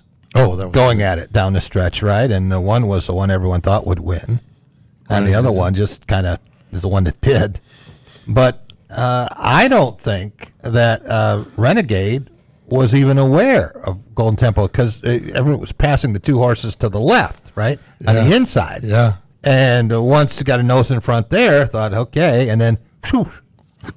What a great observation you have, because I say the same thing. I was thinking when he started to clear those other horses, he thought he had this in the bag because his horse finishes well, and even with all the stuff that happened to him, he thought he had it, and then all of a sudden his brother just came cruising up, and I'm not saying he could have beat him, but he may have been able to if he had pushed him a little bit harder. But it's here nor there. He did get faked a little, I think. You're right. So you have Renegade. You're very confident about that. But then you have maybe a photo later. Some horses are going to be close together. How much do you see Renegade winning this race by? Comfortably? No. 1 to 2 lengths maybe over Chief Wallaby, but I'm telling you, I think if this goes the way I think it is, Chief Wallaby might beat him. It could be very close at the wire between those two, in my opinion. And the other ones, Golden Tempo is going to be coming from way back. Commandment will be sitting there with another good trip, and he just can't finish. And I see a 3-way photo for third with Emerging Market, too, will get a good trip. And that should be exciting, especially for I hope the whole first, second, third is exciting. Now, what do you like about Emerging Market? I don't really. He had an excellent trip for in the Derby. The thing I like, if there's anything, is he's going to get out and sit in a nice position, not very far off the pace. And they liked him before, so I can't say, hey, he's not going to be there, but I don't like him. But I haven't really talked about the odds board before. Yeah. And when I do the shows with you, I do know that Renegade is really pretty heavy favorite right now, 4 to 5. Mm-hmm. But that Napoleon Solo, yeah, I had handicapped that horse, looked, and I said, last year he was okay, but he had 2 fifth place finishes out of this year, the only 2 races he had. Right. And I'm sitting there thinking he should be 15, 16, 20 to 1. He was 7 to 1. And the favorite was only like 4 to 1 or 5 to 1. Right. But it didn't dawn on me. Somebody knew something. They knew he either got better, or healed up whatever was going on. Yeah. From those other races, and he ran a heck of a race. He was outside the whole way, and then hung on. Steve, you know Jeff Rudnick, mm-hmm. and we try to have you both on before the Derby, and then we have Rudd on at Preakness because he goes to Pimlico, or in this case, they're working on that track too. So they were at Laurel. Yeah. And then we have you on for the Belmont, but he gave me his picks, and they're a lot like yours. He likes Renegade, obviously. But he has Emerging Market second and Golden Tempo third, and he says, I'm throwing Chief Wallaby out. So we're going to see what Chief Wallaby does, and that's going to tell us. Yeah. Right? That's pretty good. I mean, it's funny how everybody makes predictions, and, even my prediction could go down the tubes, and his could go down the tubes. But It's fun to have the competition. I like this and this. I want to talk a little bit about horse handicapping, because you've done it on a national level, and you've had the prizes to prove it. You've had the opportunity competitions in New York, right? Yes. All of that. And you tell us about that. How did you get started doing this? Oh, this is great. I was 17, illegal, but I went to Jackson with my brothers. Brother and 2 friends, they wanted to drink beer. That's what they like to do. And I kept watching the harness racing. I love standardbred. Don't get me wrong. These thoroughbreds are fun to watch, but I just love the buggy races. Yeah. And so I'm watching them, and I go, gosh, for $2, that paid $800. You could get that if you get those 3. So I kept watching. I enjoyed the entertainment of it. First couple of years, I thought I was bad. I was so good. Nobody's going to beat me. I know everything. A couple times I lost my paycheck at Murphy's. Oh. 2-week paycheck of about $80. I lost it. It was gut-wrenching. But this is back in 1979. And so I just kept watching and kind of remembering a lot of stuff. And then when I watch them come up post-parade and things, you can see if horses are pretty good, they want to go, and things like that. Yeah. That's how I got started, and I've done pretty well ever since. I bet funny compared to a lot of people. A lot of people like to key a horse on top. Yeah. And most of the time when they do that, they're keying the favorite or the second favorite and not allowing them to hit big payoffs. Right. Well, over the years, I would bet, and I gave you sheets of that. Yeah. I would bet maybe a 30 to 1, a couple of them third, put a couple horses I liked. They didn't have to be the favorite. First and second with a bunch of horses, and if I get it, I'm paying. You're for keying my around the horse you like that it might have a higher price payout. Yeah, it's going to pay off. It's going to pay off if I get it. And I swept a pool at Sports Creek, and I hate talking about things like this because I don't care if anybody believes it. But it was $7,000. I had the only ticket because I played it that way. Yeah. You know what I mean? And I've had a dime super that played $3,000 because I played bombs fourth with a with a few horses on top, back and forth. And the best part about that betting, you're not out of the race. You know horse racing. If my horse is outside going first up, I know he's dead. Yeah. Well, this way, my horse can be first, it can be third, it can be last. He still could get third or fourth. Still pay off. Yeah, and get there. Yeah. So the whole race is entertaining. So when you're looking at the racing form, and you're looking at all of the numbers and all the previous races, what stands out to you? Oh boy, these thoroughbreds are the thing about standardbreds. They run a mile every time, and usually they need to run once a week or once every 2 weeks to be in shape. Okay. So it's a little easier. But these thoroughbreds, they go from 6 furlongs to a mile. You know, it's very difficult, in my opinion, to handicap and say, I like this horse. Yeah. I mean, they don't even run sometimes for 8 months or even a year come back and they're good. I don't know how they keep them in shape, but a lot of it is, as you asked me before about trainers and jockeys, you got to lean towards the better trainers that are having a good meet in the beginning. They don't always have great meets, but some of them have a good meet, and that's the ones you want to get on, and the best jockeys. And then you try to figure out the odds and what's going to make you pay, what's going to pay. You don't want to just keep betting favorites because you got to win 2 out of 3. Yeah. You know, that doesn't make any sense. Right. 1 out of 10 bets and you're even. That's good. It's like betting games with short money. You don't make enough to really show a profit, and then when you lose one, and I have a funny story for you. I don't know if I've ever told you about when I started watching horse racing. Okay. My dad was a big horse player, and he was pretty decent at it. But he would go to Detroit Racecourse and became Ladbroke, but he would go to DRC, was close to where we lived, and then he would go to the Trotters at Hazel Park. Oh yeah. Or vice versa, right? Yeah. And so when it was up at Schoolcraft and Middlebelt, yes. I would go with him on Saturdays. You know, I'm just a kid, right? I'd go with him, and I would go across and bowl a couple games at Clover Lanes, and then I would come back, and curious kid, I would go down to the circle, and I would try to watch as much as I could watch until they threw me out. Right? Did he walk around, because there was like 10,000 people at that time? And how did you find your dad when you took off? Well, I always knew where he was. Oh, I mean, he gave me here's where I'm going to be, kid. You know, so show up when you want to leave. You know, that kind of thing. I see. So my mom would go with him when we had company from out of town, from Cleveland. They would come in once a year, and the big thing was on Saturday they would always go to the track. So they got there, and you're dealing with a big crowd. Sometimes you get behind, so they get there just before the first race. So my dad is taking numbers. He's going to go and get the tickets, right? And so he says to my mom, "What do you want? What do you want to play?" And she says, "Well, I think I'll play the 5 because there's 5 people in our family, and I'll play the 3 because we have 3 kids." My dad said, "You can't play that. That's my numbers, 5, 3, 3, 5. And my mom says, "Well, that's all I want to play." So my dad says, "Damn it." So he goes and he gets her a ticket. He plays something else, right? Mm-hmm. It's for $336. So at night, now they're going to go to the Trotters, right? Yeah. And she hits again. He didn't talk to her for 3 months. And I said to her later, I said, "Mom, I know you got that money for that, but was it worth it? The dad wouldn't talk to you?" She leaned in, she said, "Jackie, that was the best part." That's funny. Yeah.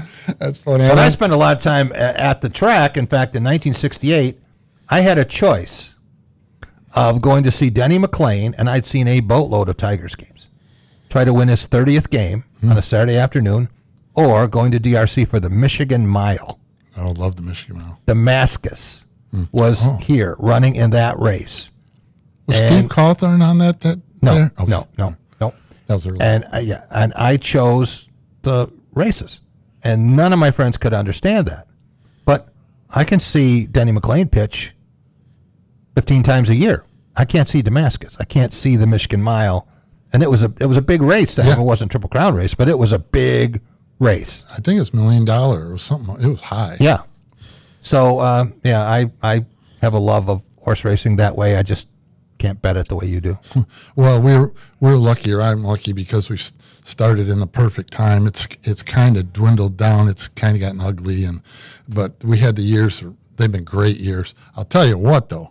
I had a date once, and she goes, "I like that horse. It's pink. It's got pink on it." And I go, it's got no shot, but okay. Yeah. It wins. And then I got to listen to it all the way home. Yeah. You know. She knows. You don't. Yeah. And I think I had a bad night. So it doesn't help on top of that, hearing how, she picked the winner, and oh my goodness. My mom used to pick like the colors, the silks of the jockeys, or this one really just drove my dad absolutely fruity. The length of the tail. And he's sitting there with the form, and he's got all these mathematical calculations, and then she wins. I had one other. We were driving down with the guys, and this guy, I didn't think he didn't know anything, but he liked this 3-horse, and I said, "There's no way the 3 will win. I'll book you $2. I'll book it." Thing goes off 14-1. It goes across first. Here you go. I had to pay him $30, and I'm going, "Oh, I won't do that again." Yeah. I mean, some of those things happen for a reason. Yeah, that's right. And it was quite funny at the time. All right, daily doubles picks for the Belmont Stakes at Saratoga. Renegade, the 4-horse. Then Chief Wallaby, Commandment, and Golden Tempo, 4th place, just out of the money. Yes, sir. Steve, thanks so much for coming by. Oh, I appreciate it, Jack. I do. Thank you. We will be right back, and also here, waiting for his opportunity, the one he has every Friday, our closer, Jay Green, proud Flintstone, Spartan Dog for life. We'll be right back.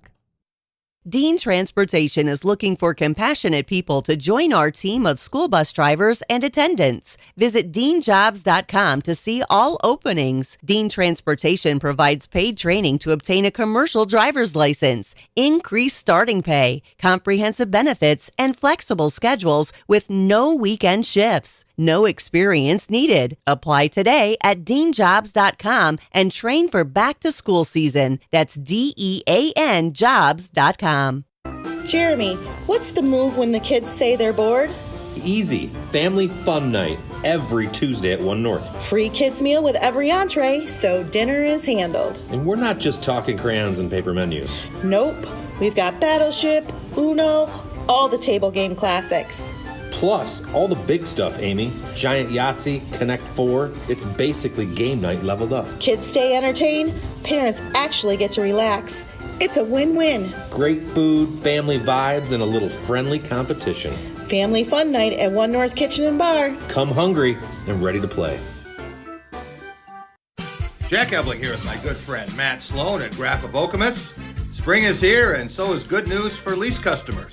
You got that right, Jack. Pretty exciting news, both at Nissan and Chevy. We have a lease pull ahead starting right now. So if you're bored with your lease, too many miles, close to too many miles, you just want to get out because of a high payment, bring it in. We'll get you out of your lease and get you into something more exciting. Stop and see Matt and the gang at Graph of Okemos. They're making friends.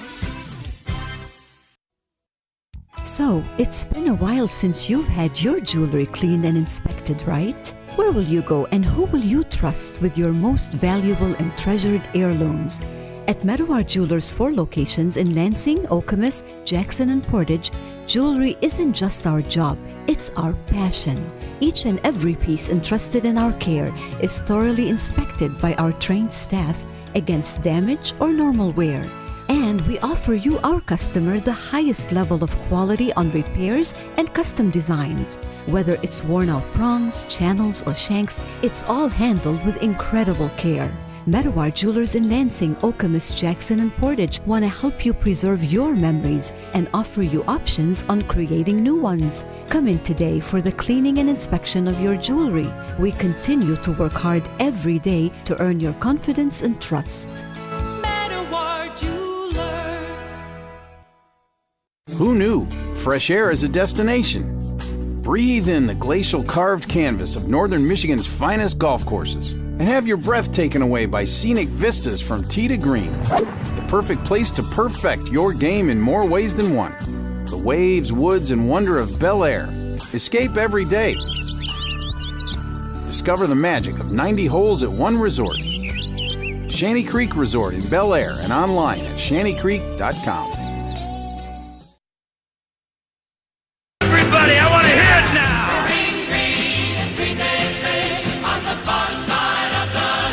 Welcome back. It is the Drive with Jack Spotlight Radio Network. Jack Ebling here with my producer, Boston Rob, and Jay Green. Guy makes me laugh every time I talk to him. Our closer for the week. Jay, when you think about Michigan State basketball now, roster is set.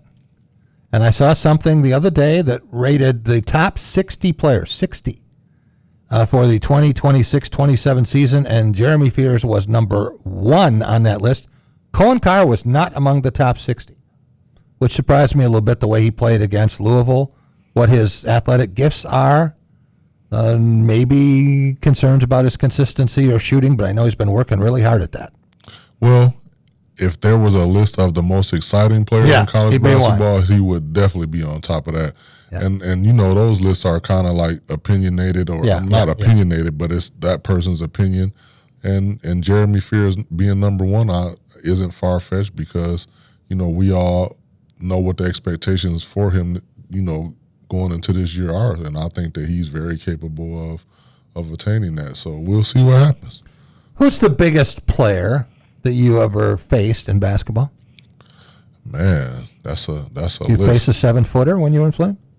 Not in Flint, always at camp. So I played against Sean Bradley and Eric Montrose in high school. Yeah. So Sean Bradley was probably was 7'7", every bit of 7'7". Yeah. Yes. Well, taller than Wemby. Wemby's 7'4". Yes. So when I see Wemby, I'm always amazed, because I know how difficult it is for somebody that big to do the things that he does. So Sean Bradley had a shorter career. Do you think for those guys, so many bigs, his career ends prematurely with injuries, do you think it's tougher for them to stay healthy? Oh, I definitely think it's tougher, because when you think about it, that's not really how it's supposed to be, as far as guys being that big. And then you also hear about, you know, people talking about having knee issues and foot issues and all kind of different things. I tell people all the time that being tall is overrated.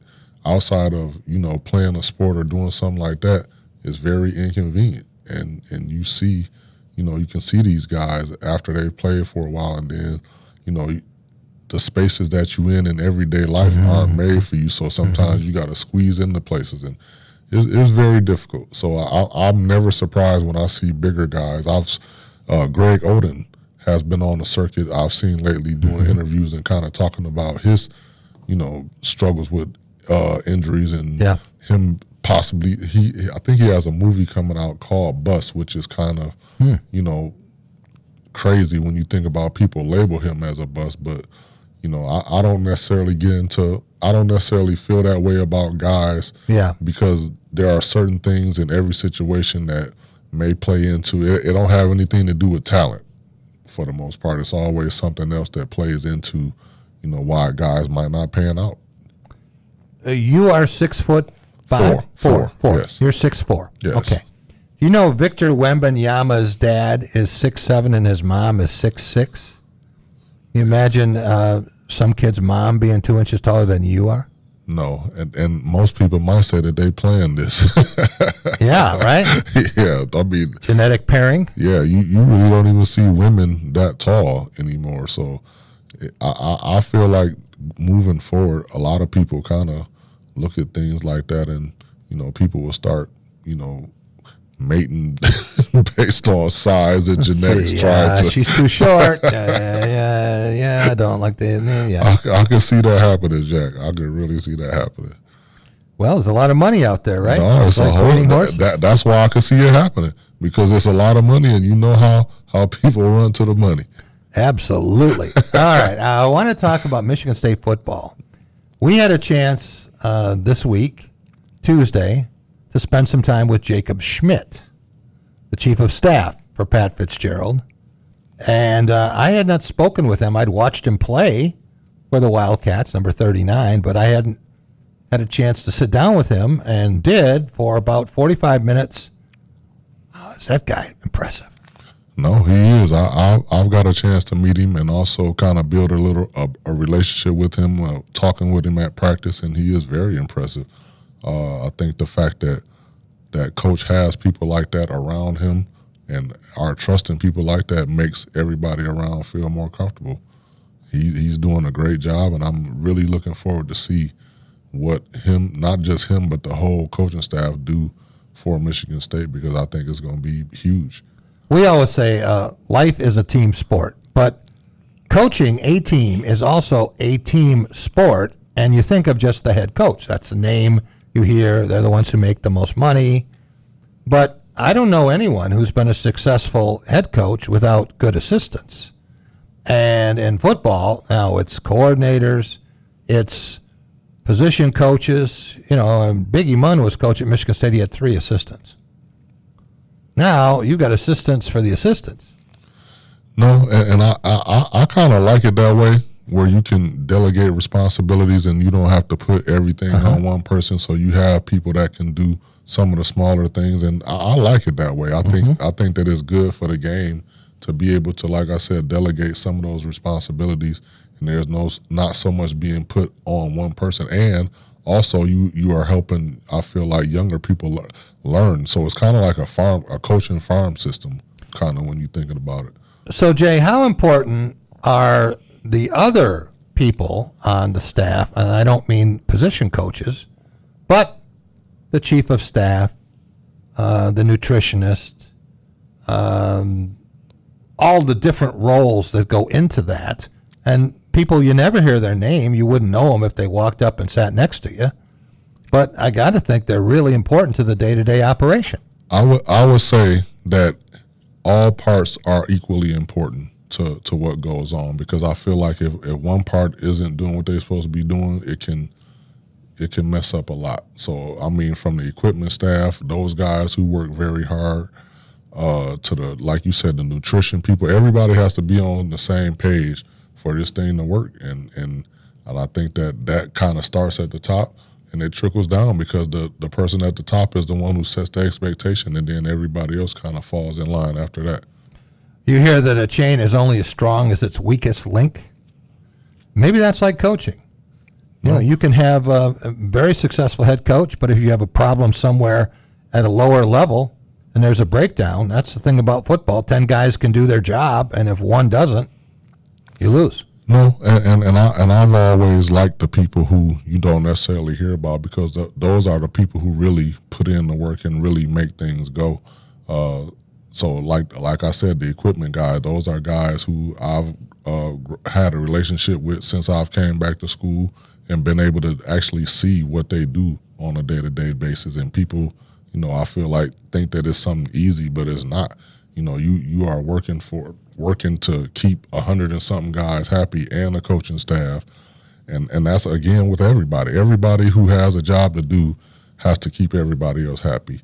And again, I feel that's something that starts at the top, and everybody is bought in.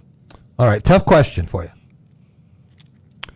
Who is the best coach that you personally had, head coach or position coach, in any sport?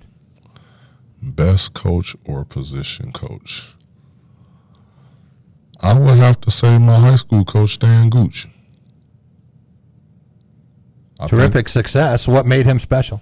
I think that the way he simplified things, and it wasn't just, you know, won a lot at Flint Central. It wasn't very complex. You know, like our practices in high school, we never ran sprints in practice. Really? In 4 years at Flint Central, we never. Oh, I take that back. If he got mad and you pissed him off, he would make you run. But outside of that, we practiced mainly on shoot. His big thing was shooting, and that's kind of where I learned to shoot. I had an assistant coach named Steve Sipple, who every day we had shooting contests, and Coach Gooch would sit there and watch and critique. And so, yeah, I would say that's the person who that was probably the best coach that I had. So you didn't worry about conditioning? You figured you guys would be in condition or get in condition? Yeah, that was always on you. And back then it was, you know, we played all the time, so that really wasn't a factor. How much did he emphasize defense and rebounding and other parts of the game? Those are all very important, because at the end of the day, if you don't play defense, you can't stop anybody. If you don't stop anybody, you don't get rebounds, and if you don't rebound, you don't get the ball. So all of those things were very important, but the emphasis was on shooting and being efficient at shooting. So let's talk about shooting for a minute. Mm-hmm. How much of that is teachable? How much of it is just reps? and how much of it is you can do it or you can't? I think that it's teachable, but there are a lot of reps that have to be put into it, like a lot of reps. I don't think people realize when they see a guy like Steph Curry shoots the way that he does, the amount of time that it took for him to get to that point. And I remember growing up, they used to always talk about, the more repetitions that you do, the better that you get at it. And the one thing I always explain is, like, we didn't have people who were trainers growing up. We, you kind of see stuff on TV and then you would go try it to see if it worked. But again, those are things that you had to keep doing to perfect. So that practice and putting in work has always been a thing. It's just different now because they actually have people who can show them, exactly what they need to do and all of these different techniques that during my time we didn't have that. I find it interesting, Jay, that there's more than one way to shoot a ball or to skin a cat, whatever, and you see great shooters. You take the top 10 shooters in NBA history, and they're all a little bit different. I mean, you see Reggie Miller's shot isn't Larry Bird's shot. And Steph Curry's shot is not what you would normally teach because there's more of a second hand in the shot. It's this instead of this and rolling it off the fingertips the way that a lot of people teach shooting. Yes.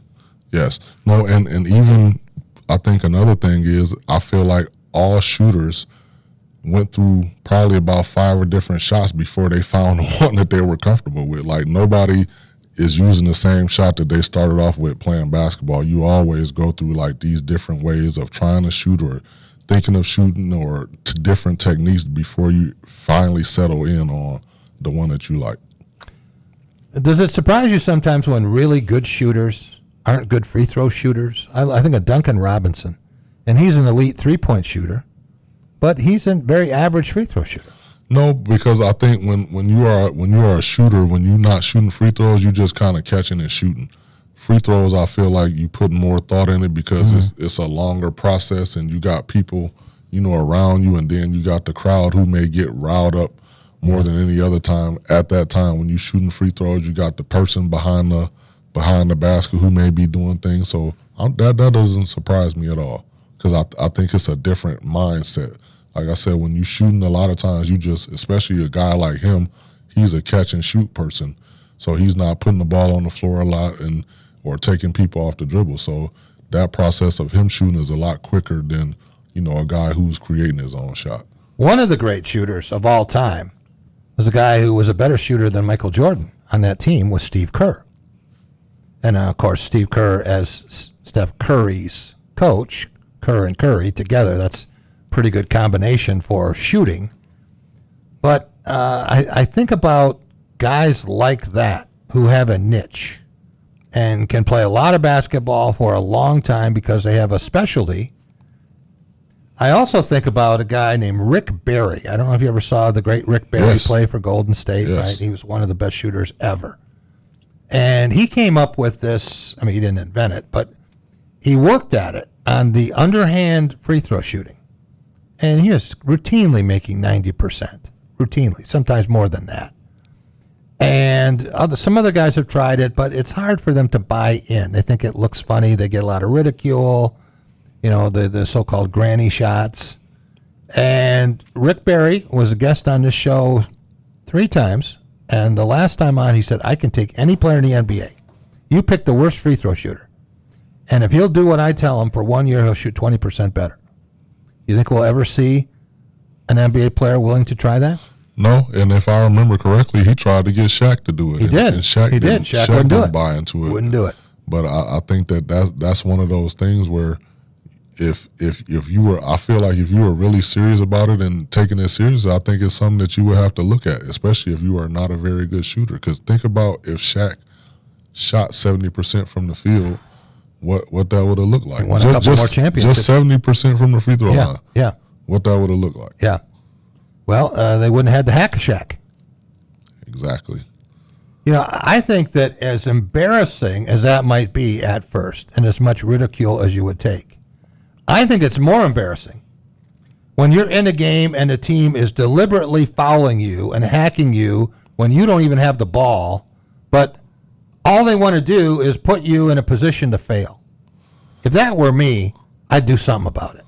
No, I agree, but I think that, like you said, people would ridicule. And I guess my thing is, how long would that ridicule last if you constantly making free throws? Yeah. Like, how long would people actually, keep talking about that if it's something that you are doing successfully? Yeah, I would think that more if a guy like Shaq did it and was successful, I think a lot other people would do it. Would have started doing it because he would have somehow made it cool to do, which a lot of guys would, I feel like, jumped on. So, I think what it would take, because everything is about money, except for Jay Green.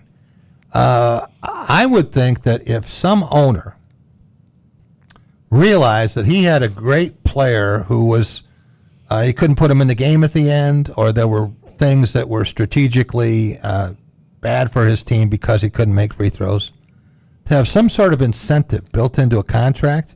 For every free throw you make, I'm going to pay you this much money. And these guys would say, wait a minute now. Now I'm leaving cash on the table here. Or every free throw you make if you do this. And, that's the only way you're going to get guys to commit to it. I would even give them a percentage. If you shoot 70% from the free throw line, then this is what you'll get at the end of the season. I'll give you an extra $3 million. Something like that. Oh, they will run after that. I mean, we see how they are about their incentives now. Whether it's catches or anything that they need to do to get that extra money, and I don't blame them. And probably be a good investment for the owner or the general manager, because by paying that extra money, if it's successful, he's making the free throws. Now you're going to win more. You're going to have a better chance at championship. You're going to make more money. So, it's not as silly as it sounds. No, it's not. When we break it down the way that we do, maybe we should just take our tour to some of these places and explain to these people exactly what needs to happen. I keep waiting for the phone to ring. Someone say, I want to hire you and Jay. It hasn't happened yet. It's coming. It's coming. It's coming. You know what it is? They just now starting to see us. They used to just hearing us, so now they just started to see us, and now it's going to start clicking.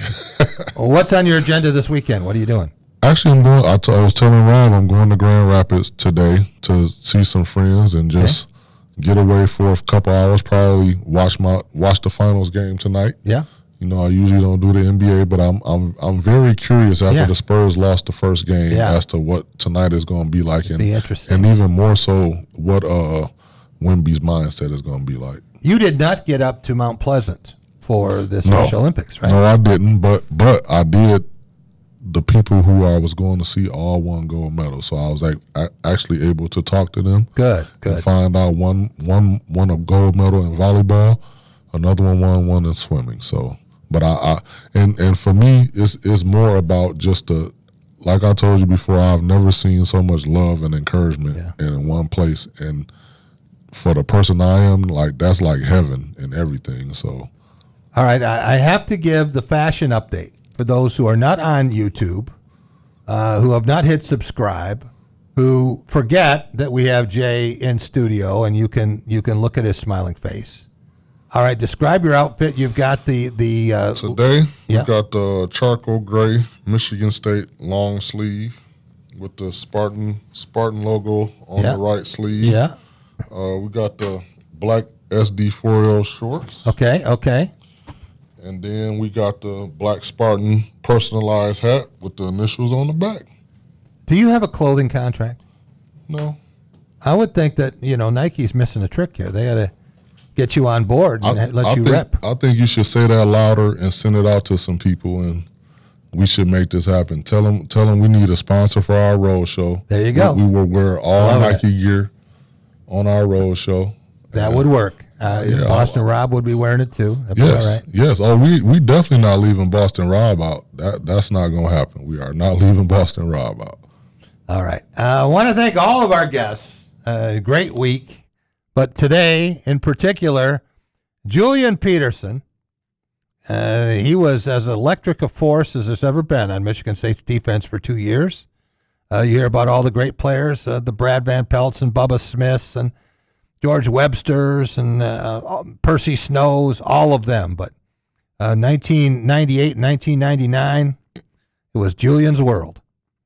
Also want to thank Gregory Kelser, MSU All-American, 41 seasons, 41. Now, broadcasting Detroit Pistons games, and he can't root for the New York Knicks, but he certainly does appreciate Jalen Brunson. It's great to have Mike Garland and Ashley Willis here talking about Champions of the Heart and a big event Tuesday night that will be over at Breslin Center. A few tickets still available for that. Steve Wing, Daily Double, talking about the Belmont Stakes, and Jay Green. Have a great weekend, everyone. See you Sunday night on Press Pass.